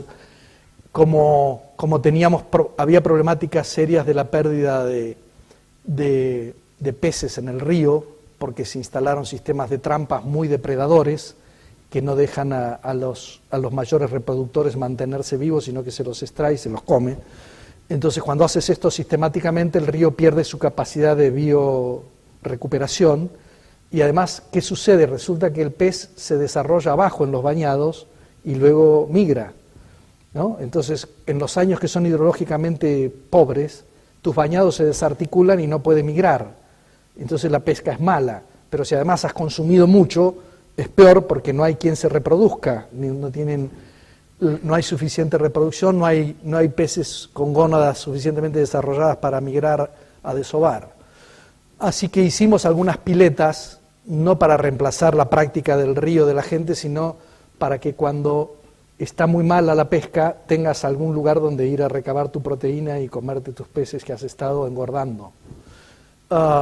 Y esta producción del sábalo en cautiverio fue desarrollada en una universidad de Paraguay, en particular con una amplia experiencia en estos temas, ¿no? Entonces esto crea conocimiento y lo distribuye en la cuenca y lo hace cercano a las necesidades de la gente. Aquí están algunos puntos donde estaban las obras piloto en la cuenca superior, en la cuenca boliviana, digamos, de actuación. Poco a poco, uno de los lugares, allí estaban construyendo la zanja de infiltración, la construcción de abonos naturales, una maquinita de molienda de algarrobos y otras cosas que son después incorporados al abono, el guano de la llama y de la cabra, el chivo que se usa allí arriba, y unos canalitos de riego mejorados de los que tenían. Estas son intervenciones con la gente, ¿no? Allí defensas, murallas y demás para retener los suelos, siempre además acompañando sus experiencias. No es que tú vas y dices acá tienes que poner 15 murallas y las vas a hacer así. No, él te va y te camina contigo a la cuenca y te dice, ve, en este pedazo hay más erosión y en los últimos 5 años viene pasando esto. Y Juan, que tenía las cabras en aquel corral, pues ha perdido el corral porque sucede aquello, ¿no? Y entonces tú como profesional capitalizas y sistematizas una cantidad de información que no hay ningún libro que te la dé, porque el conocimiento local lo tiene el que está allí. Bueno, el desarrollo de abonos para no usar urea, para no usar fertilizantes artificiales, la plantación en sus pequeños reservorios de agua de ciertas algas que se reproducen muy rápido y que sirven para constituir los abonos, los plantines. Bueno, experiencias de riego por goteo para un uso racional de un recurso escaso, el mantenimiento de una represa que estaba ya hecha, pero que estaba tarquinándose su embalse muy rápidamente porque tenía condiciones de erosión muy importantes. Hicimos un gran trabajo con la comunidad allí, que tenía una alta conciencia del uso de esta agua para su riego y para su producción y que no quiere perderla. Entonces se da cuenta claramente que tiene que trabajar aguas arriba del lago, más allá de lo que riega aguas abajo. Hay que trabajar aguas arriba para darle sostenibilidad a este lago, ¿no? Bueno, distinto tipo de obras, zanjas, paredones, aquietadores, etcétera, ¿no? Allí está un riego desde piletas que han sido llenadas con aguas que se toman del río y se faldea hasta guardarlas, y desde allí se riega por goteo. Digamos, esta zona es muy productora de duraznos, y el durazno tiene un valor agregado importante, entonces a la gente le interesa poner en producción sus zonas u otras zonas y hacerlo sostenible, y el recurso es escaso. Entonces, bueno, introducir la técnica del riego por goteo, capacitarlos, apoyarlos en la instalación y todo esto, ¿no? Algunos canales, reservorios del agua, de vertientes y cuencas para que lo tengan durante los meses que no está, las piletas de cría y engorde de peces. Algunas de las intervenciones. Esta es una intervención, por ejemplo, que es por lo menos yo no lo sospechaba, ¿no? Esto está en el medio del Chaco paraguayo, es la cosecha de agua, ¿no? Tienes una zona donde llueve ciertos tiempos del año, poco, no mucho, es la zona de más concentración de calor, una evapotranspiración con un déficit de 1000 milímetros por año, entonces qué difícil producir allí. El que era el gran productor natural era el río Pilcomayo con sus bañados y sus esteros, que genera después pasturas. Es una zona de producción bovina muy importante de Paraguay. Bueno, el río está como aleatorio y cada vez se lo tiene menos, entonces cómo manejar el recurso hídrico para poderlo utilizar. Esto, digamos, es un trabajo sobre un número, por ejemplo, de 40, 50 hectáreas alrededor de este reservorio, que se preparan para que cuando llueve el agua se conduzca hacia un canal que las colecta, a una estación de bombeo, y se guarda en este reservorio. Esto tiene 250 metros de diámetro y unos 5 metros de alto. Y esta va a ser agua que vas a tener por muchos meses en el invierno cuando ya no llueve más. Entonces vas a poder hacer tu riego complementario y sostener tu producción de cítricos, de lo que sea.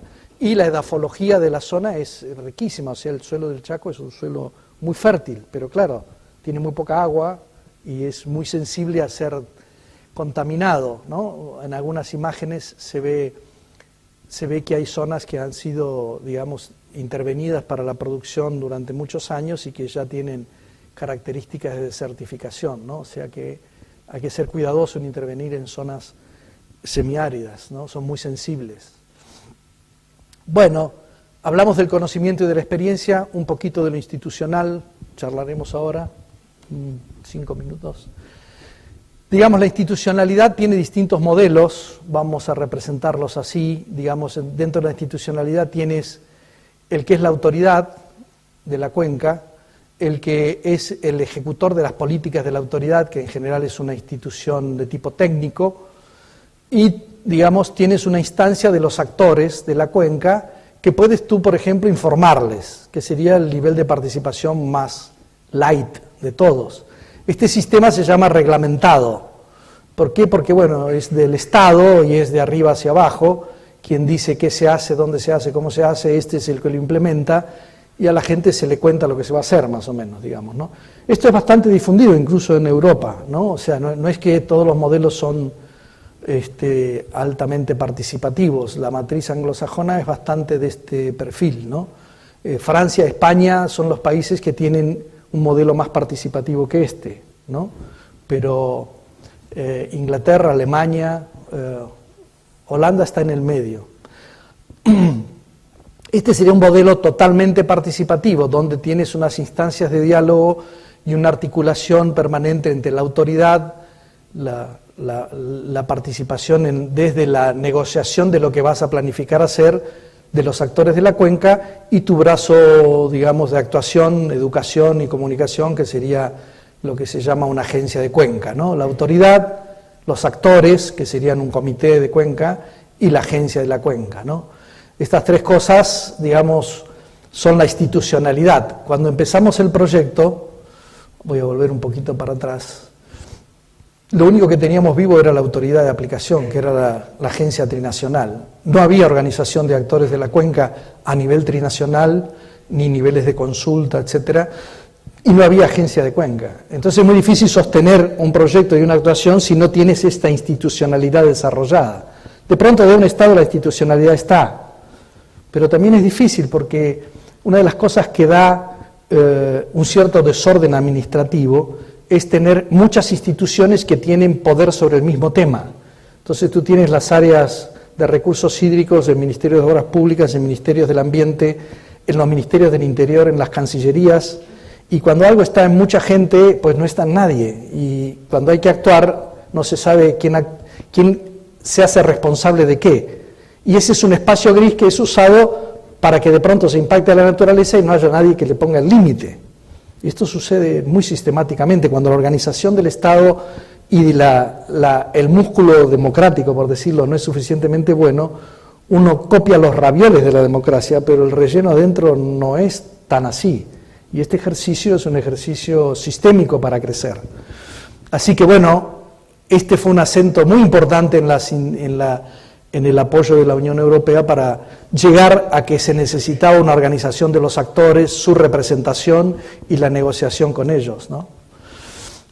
Bien, algunas pautas de modelo deseable en una gestión de cuencas sostenible sería que tienes que tener separadas en la coordinación administrativa quien hace las funciones de promoción de los usos de quien hace la reglamentación y el control. Y esto no siempre es así, es bastante confuso en nuestras latitudes. Y bueno, es un ejercicio mejorarlo y una gran instrucción de las dirigencias políticas conseguirlo, ¿no? La planificación por cuencas, esto tampoco es tan difundido.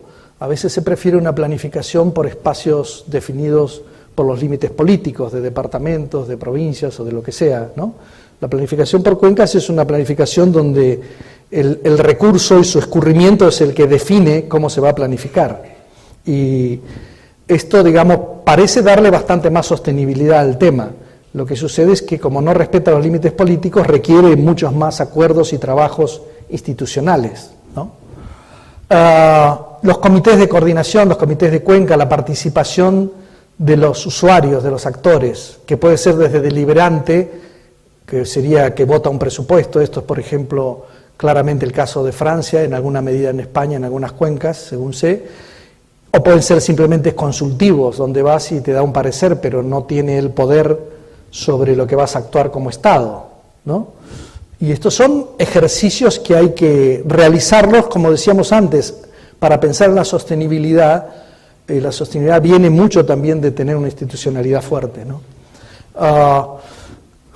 Bueno, las contribuciones o cánones a sostener esto de que del que usa el agua tiene que tener un grado de reconocimiento, no a lo mejor del bien, sino de toda la infraestructura que hay que hacer para que él tenga un servicio, y esto hay que sostenerlo en el tiempo. En las sociedades nuestras es bastante duro pretender que la gente pague por un servicio, no con un servicio público en una ciudad, pero en el campo, en la campaña, en los comunarios, que tienen su acceso ancestral a las cosas.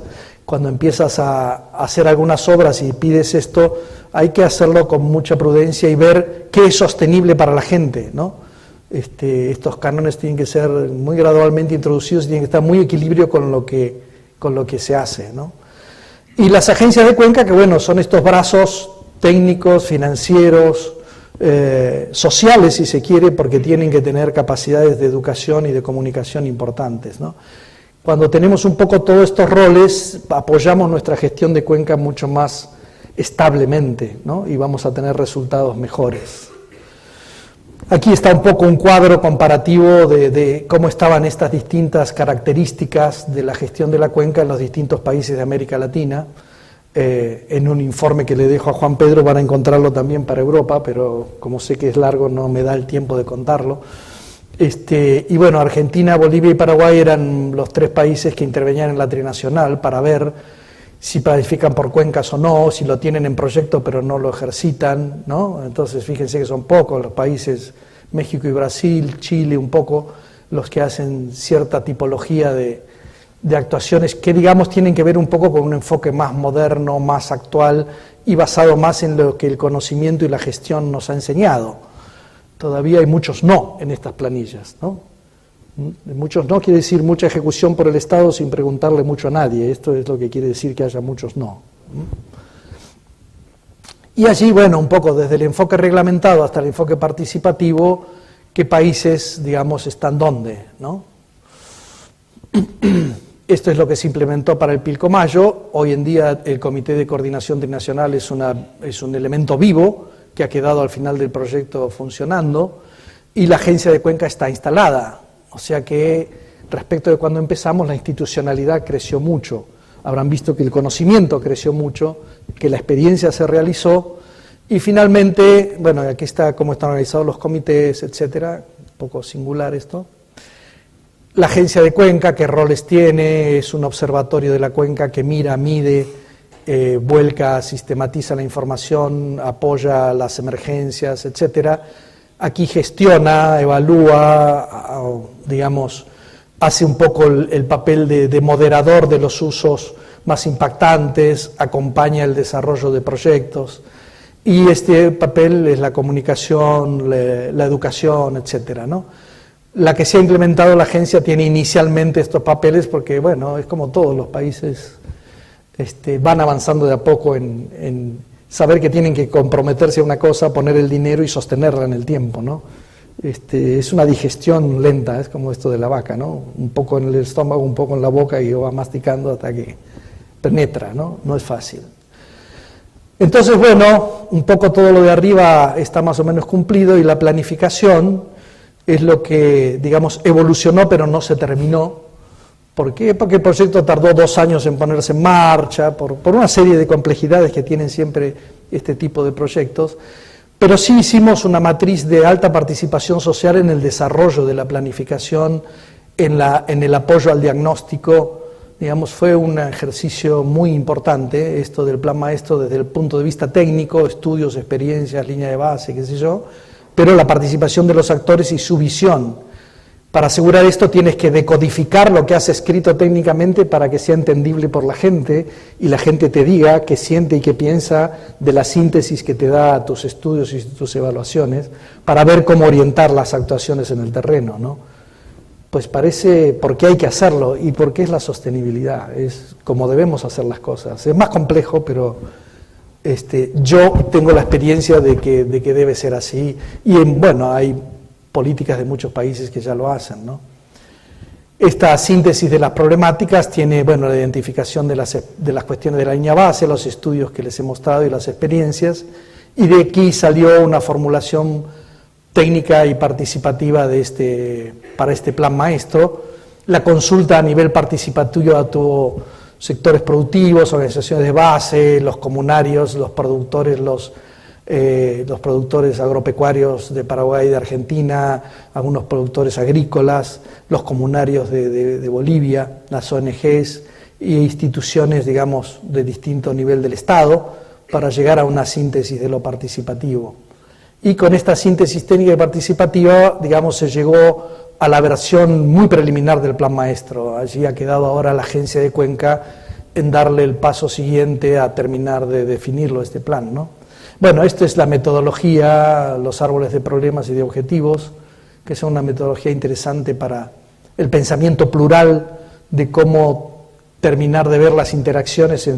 ¿Recuerdan estos 12 puntos que les mostraba de la línea base, las 12 grandes problemáticas? Bueno, cuando uno quiere articular cosas que dependen y se te interinfluencian de muchas maneras, el sistema de los árboles de problemas es un sistema interesante para hacerlo, es un buen esquema, ayuda a generar mayor lógica por parte de los que tienen que terminar ayudando a definir las herramientas de planificación. Y cuando tienes los problemas puedes definir los objetivos con los cuales vas a mitigar o hacer desaparecer los problemas, y con esto puedes generar luego una matriz de lo que se llama el marco lógico, que es un método muy utilizado por la Unión Europea en la planificación de proyectos. Es muy interesante porque es un método que te da un esquema de cómo pautar, cómo analizar tu singularidad en este esquema de marco de árbol de objetivos y de problemas, y a su vez en cómo pautar las actividades, cómo componerlas, cómo verificar que estás alcanzando tus metas en una cosa que es tan compleja y tan plural que no es lineal de seguirla, ¿no? Entonces, apoyarse en elementos sistémicos para planificarlas es muy importante para tener un resultado coherente, ¿no? Allí se ve, por ejemplo, las múltiples interrelaciones entre las diversas cuestiones que estaban señaladas, sintetizadas de alguna manera en la línea base, ¿no? Y este sería el árbol de objetivos, ¿no? No es el de problemas, pero bueno, allí está, digamos, algún grado de síntesis. Cada una de estas cuestiones tiene a su vez un árbol de problemas de cada una de las problemáticas, y esa macro cosa lleva un árbol de problemas de todas ellas, ¿no?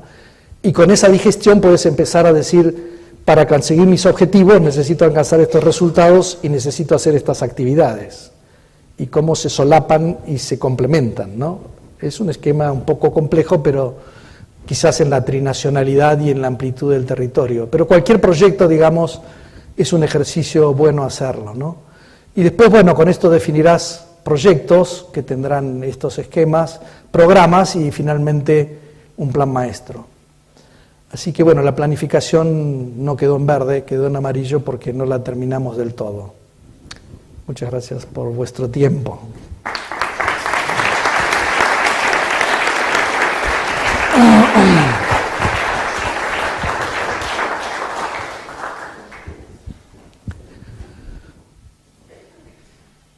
Bien, gracias Fernando, y como hemos dicho tenemos tiempo para preguntas, así que se ofrece la palabra a cualquiera. Aquí hay una, ahí hay otra, no hace falta que salgan todas ahora, pero hay por lo menos dos. Brevedad, siempre brevedad es bueno, en preguntas y en contestaciones. Sí. Una pregunta, en actuaciones como esos diques de cola que hemos visto en las minas o como esa estación depuradora de agua con plantas, allí se han generado unas ciertas necesidades económicas de mantenimiento. Una vez finalizado el proyecto, ¿cómo se está financiando todo eso? Bueno, normalmente, digamos, en particular las actuaciones más importantes en este sentido que fueron en Bolivia, tienen en general un apoyo internacional importante porque, digamos, en general el presupuesto de Bolivia es bastante escaso para sostener estas cosas, y para que no sean una primavera y terminen rápido hay que articular mucho, ¿no? Y esta de la institucionalidad que les decía, quizás en la vorágine se pierde un poco, pero hemos articulado mucho con otros proyectos. En Bolivia está la Unión Europea como tal, pero está la cooperación alemana, la cooperación francesa, la cooperación española, ¿no? Entonces, y cada una de ellas de pronto tiene algún grado de superposición en temáticas, digamos, no en proyectos, pero sí en temáticas. Así que nos hemos apoyado bastante en esto para darle continuidad. Y, digamos, por otro lado, bueno, los técnicos del gobierno han participado mucho, nos han acompañado en la etapa de estudios, nos han acompañado en los diagnósticos. Y bueno, cuando uno sabe más, tiene más calidad y vocación de intervención, digamos, ¿no? Esto está también así.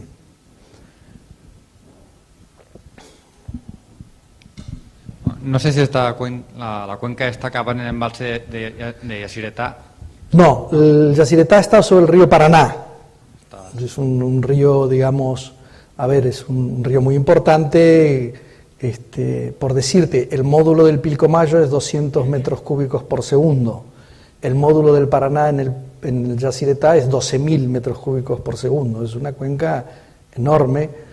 Yacyretá es una presa, bueno, con fines hidroeléctricos, muy compleja en su construcción, muy lenta, y quizás con algunos impactos no convenientemente evaluados cuando se decidió hacerla. Digamos, tiene ciudades aguas arriba que tienen dificultades con obras de saneamiento, inundación de terrenos donde había barrios, en mudanza de gente, y eso ha generado mucha complejidad en Yacyretá, ¿no?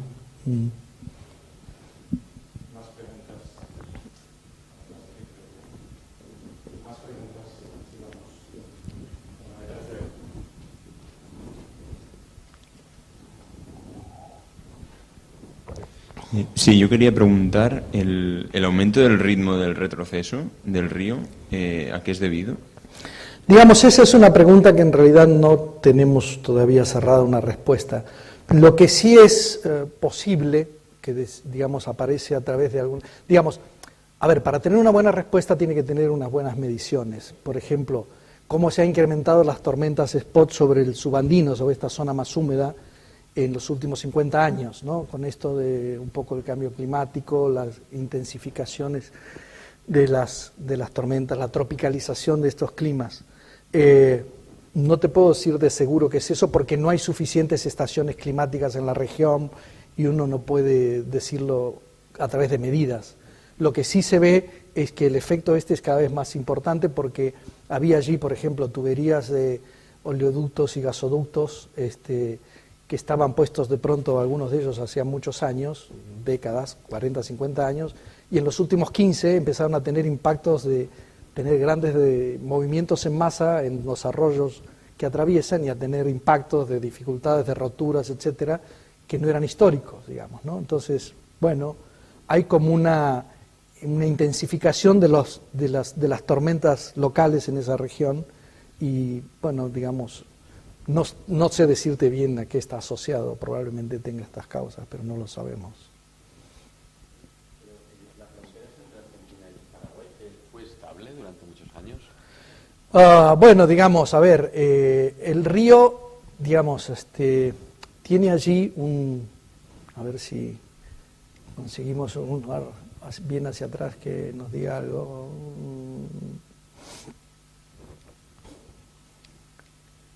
Vamos a ir muy lento con este. A ver, ahí está. Bueno, el río tiene un poco más arriba, aquí no se ve, tiene, digamos, un ápice de su cono de eyección, digamos, ¿no? Que es su cono histórico, ¿no? Este cono de derrames donde ha tomado en distintas direcciones en esta mega planicie, según las crecientes y los fenómenos que se dieron.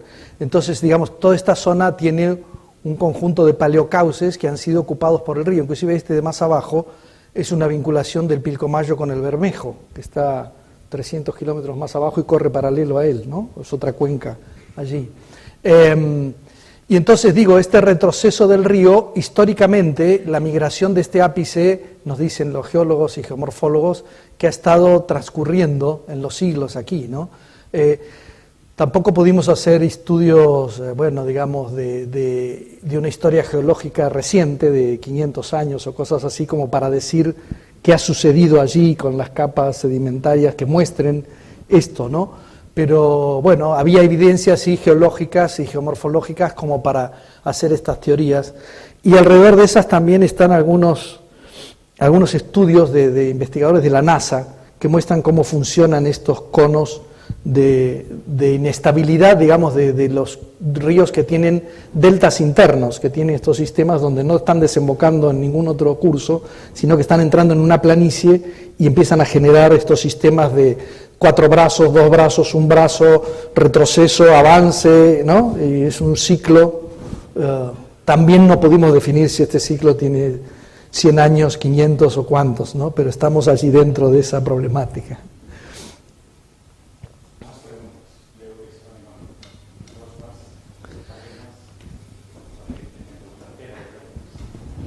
Bueno, un poco sobre la transferencia tecnológica, ¿cuál es el papel de la Unión Europea en todo el problema, ¿no? Pasando todo a otro nivel, ¿no? Hablabas de la gente que llegan los expertos a los sitios, consultan a las personas y conocen mejor el problema, ¿no? Igual en los expertos europeos que vienen a Latinoamérica, ¿qué tanto hay de dependencia tecnológica, ¿no? Sabemos que hay una larga tradición en Argentina de hidráulicos muy buenos, y si interviene la Unión Europea, con tantas agencias de tantos países, como mencionabas, en un problema tan complejo que hace falta conocer tanto integralmente, a futuro, ¿cómo se piensa que esta ayuda europea en cuanto a conocimiento se vaya y se crea una dependencia tecnológica que después se necesite una crónica ayuda de entiendo el punto, conocimiento, sí, ¿no? Bien. Mira, en algún momento de la charla decía que hemos buscado incentivar y además pagar por ello los trabajos de las universidades locales, regionales, y las hemos buscado en cada caso con las potencialidades en las temáticas. Había gente más fuertes en temas químicos y de contaminación y de minería y gente más fuerte en temas de modelación o de simulación o de procesos fluviales, digamos, ¿no? Y entonces nuestros técnicos europeos de apoyo han trabajado siempre con equipos locales que hemos contratado para cada grupo temático, ¿no? Hemos hecho convenios de cooperación con las universidades y hemos forzado un poco que trabajen en común, porque a veces lo hacían previamente, pero a veces no, y en realidad eso es un esquema de principio de sinergia para que esta mejora del conocimiento esté distribuida en la cuenca, por decirlo así, y bueno, siempre habrá un apoyo de expertías mayores, pero digo, como tú bien dices, hoy en día también hay un ciclo de de formación externa de los países. Bueno, San Simón en Bolivia, por ejemplo, es una universidad con muy buenos recursos humanos y muy buena experiencia, muy buena investigación, digamos, ¿no? La Universidad Nacional de Asunción en ciertos campos nos ha apoyado mucho, el ambiente, la naturaleza, los recursos hictícolas, todo esto tuvo mucho apoyo allí. Quizás en Argentina, bueno, la geotecnia, la dinámica fluvial, la modelación numérica, la hidrogeología estuvo también un poquito más distribuida. Así que ha habido una cooperación y un ensamble interesante, digamos, no es digamos algo que hicieron simplemente los técnicos internacionales, que además en general no están tanto tiempo, ¿no? Las misiones son 2-3 meses y bueno, si no tienes una estructura hasta que, digamos, el mismo proyecto tiene una estructura pequeña, así que tienes que tener tus técnicos locales que vayan interactuando para que te generen un conocimiento que quede después dentro del proyecto y dentro de la región, ¿no? Así que creo que eso está razonablemente en marcha, digamos, ¿no? Yo quisiera saber cuál ha sido el peor dolor de cabeza en la implementación y puesta en marcha de este proyecto, porque pues me causó mucha curiosidad lo de los canales, o sea, me imagino que eso de estar construyendo cada vez más arriba canales y como que cada país intentándose llevar el recurso hídrico hacia su lado, pues, porque sí, o sea, tratar de coordinar 3 países con distintas culturas es algo muy complicado, ¿no? Entonces claro, quisiera saber, por tu experiencia, ¿cuál fue el peor dolor de cabeza? Mira, a ver, nuestro primer problema es, a ver, por decirlo brutalmente, es depender de las cancillerías. Ese proyecto depende de las cancillerías, porque los representantes en la autoridad son embajadores. Y bueno, no siempre las cancillerías tienen los soportes técnicos detrás, y no siempre los países tienen suficientemente desarrollada la visión de integralidad, digamos, ¿no? Entonces creo que en esto, por eso decía que fue un apoyo, una claridad estratégica de la Unión, el apoyo que se dio, porque se dio para bajar los niveles de posible conflictividad por el recurso, ¿no? Entonces esto de volver socios a los que podrían volverse enemigos si los dejara solos, digamos, ¿no? Entonces creo yo que, bueno, por ejemplo, los canales ya los habían hecho los países poniéndose de acuerdo, Argentina y Paraguay. El tema es que el canal lo que hace es detener el retroceso, pero no sirve como distribuidor del recurso. Es absolutamente inestable y va a ser como le parezca. Entonces es un estrés político. Tienes un canal que solucionó el problema del retroceso, pero no solucionó la distribución. Y no es simple resolver la distribución. Es absolutamente complejo técnicamente el tema, hasta entenderlo. El hecho de que hayan construido y sostenido estos canales todos estos años fue una gran experiencia para saber y qué hace el río cuando pones el canal y se te tapa y lo vuelves a hacer y buscas el gradiente, ¿no? Esta experiencia y cuánto costó, cuánto dinero y cuánta gente se tiene que involucrar y cómo lo vio la gente, la población, ¿no? Entonces, bueno, todo ese capital de experiencia, no todo, algunos lo hizo el proyecto, otros estaban allí y lo sistematizamos simplemente, ¿no? Pero indudablemente la trinacionalidad y, como decíamos antes, el crecimiento de la confianza, y cuando están las cancillerías en medio, las cancillerías, como yo digo, no bailan salsa, bailan minuet, y el minuet es de posiciones, ¿viste? Y todos se mueven muy despacio, y nunca se dice bien del todo lo que se piensa. Entonces, digamos, es una cuestión compleja, ¿no? Yo aquí lo vi, visitamos en el 2005 la cuenca del Tajo-Tejo, que comparten España y Portugal. Y allí, por ejemplo, una cosa muy interesante, la visión de aguas arriba, que es la visión de España, era allí la cuenca nuestra, la visión de Bolivia. Y yo soy el dueño del agua, mira, y tú estás abajo y vamos a ver qué te dejo, y de qué calidad es lo que te dejo y cuánto.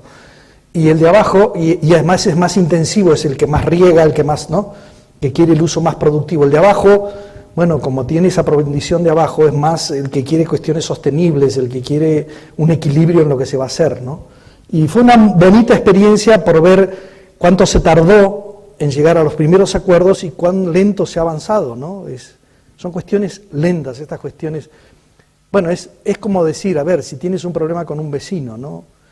Mejor que lo conozcas y, a ver, que haya un camino, porque si no hay estrés y es muy difícil la convivencia. Cuando están dentro de la casa de uno los resuelve más fácil, pero si los problemas son de más de uno, hay que negociar mucho y ablandar el músculo y generar una cuestión que es la confianza, que es lenta,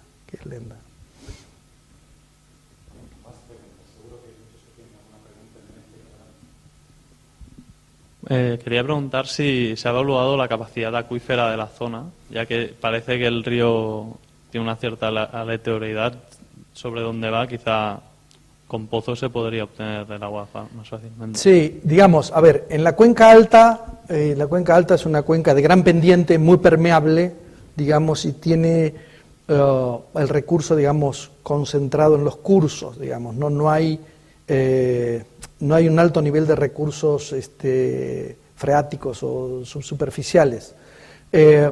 No hay una intensidad de uso tampoco de ese recurso. En general, la tecnología de pozos, las zonas son, bueno, rocosas, es complejo excavarlos, sostenerlos en el tiempo, tener la tecnología, digamos, mucha de la población dispersa boliviana, por ejemplo, no tiene energía, podemos decir. Entonces, ¿cómo vas a poner una bomba, no? Te ponemos una motobomba y tienes que tener el combustible, digo, ¿no?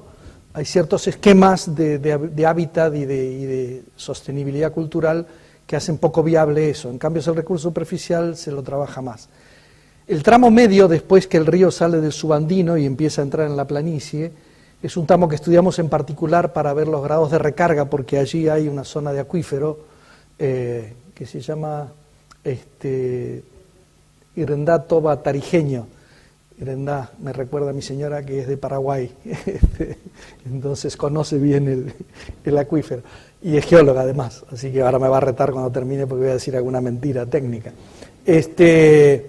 Pero digo, esa evaluación del acuífero nos dio niveles de recarga, digamos, no tan altos como al principio del estudio se esperaba. Sin embargo, digamos, recientes explotaciones que se han desarrollado en la zona justamente por los déficits de agua y con técnicas un poco de perforación mejores, un poco más de dinero para hacerlas, en el territorio argentino del oeste, digamos, en esta cuenca, han dado lugar a instalar pozos profundos, digamos, de 300 metros de profundidad con muy buena calidad de agua y muy buena calidad de recarga. Lo que sucede es que como ha sido un acuífero, como acuífero no estudiado por completo, no conocido, digamos, no tiene un plan específico por parte de los tres países, no se sabe bien, sus niveles de recarga están básicamente en el subandino, en el pie de las serranías, hay mucha infiltración de arroyos como que desaparecen, forman unos pequeños bañados y no están más, pero digamos no hay suficiente medición de cómo funciona esto. Sin embargo, digamos, un poco más abajo el uso de estas aguas se está incrementando, digamos, un poco a partir también de que se han sedentarizado las poblaciones. El indígena es una población naturalmente nómade, digamos, ¿no? Que está allí, convive con el río y con la naturaleza y se muda un poco porque las abejas se mudaron y porque hay mejor pesca más allá y no es acumulativa, es recolectora, no tiene una heladera llena de cosas, ¿no? En su naturaleza, digamos, en su cultura. Cuando tú la sedentarizas y la fijas en un lugar, pues que tienes que ponerle agua y cosas y el río se tiene que quedar más quieto donde está y no se tiene que inundar su casa que ya tiene infraestructura y es un pueblo, ¿no? Entonces esto también ha incrementado la demanda de aguas subterráneas y la estabilización del tema. Pero digo, es un tema bastante nuevo. El proyecto arrojó algunas luces, no tantas, porque bueno, como siempre eres limitado, tienes una cierta cantidad de dinero para hacer las cosas y un tiempo, ¿no? Hay un informe hidrogeológico que dice un poco esto que te cuento.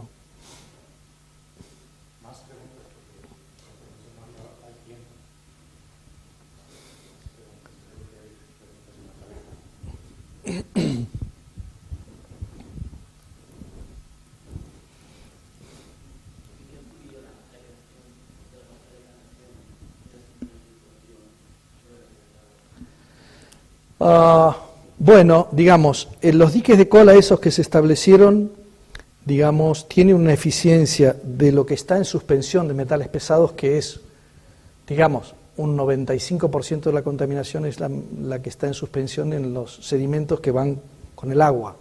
Entonces el dique de cola que se queda con todos estos sedimentos tiene una eficiencia de ese orden. Lo que sucede es que, bueno, no hay una subplanta que trate lo que sale, ¿no? Donde ya están diluidas en agua los metales, ¿no?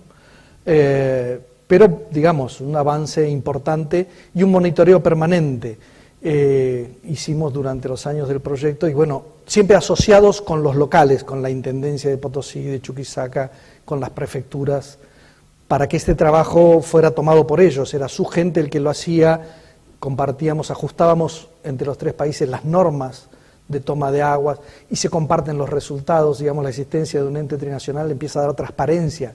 No es que tú haces tu resultado y como es complicado no se lo dices a nadie, ¿no? Está allí y es público y entonces hay que hacer algo con eso, ¿no? Entonces, digamos, estos fueron avances importantes, digamos, ¿no? Pero el dique de cola no es todo, es, digamos, yo te diría, es como lo más elemental que debió haber existido desde siempre. Y bueno, no ha sido tan así. La ley boliviana de medio ambiente es una ley excelente, pero cumplir la ley es una cosa mucho más difícil que redactarla y hacerla aprobar en un congreso, ¿no?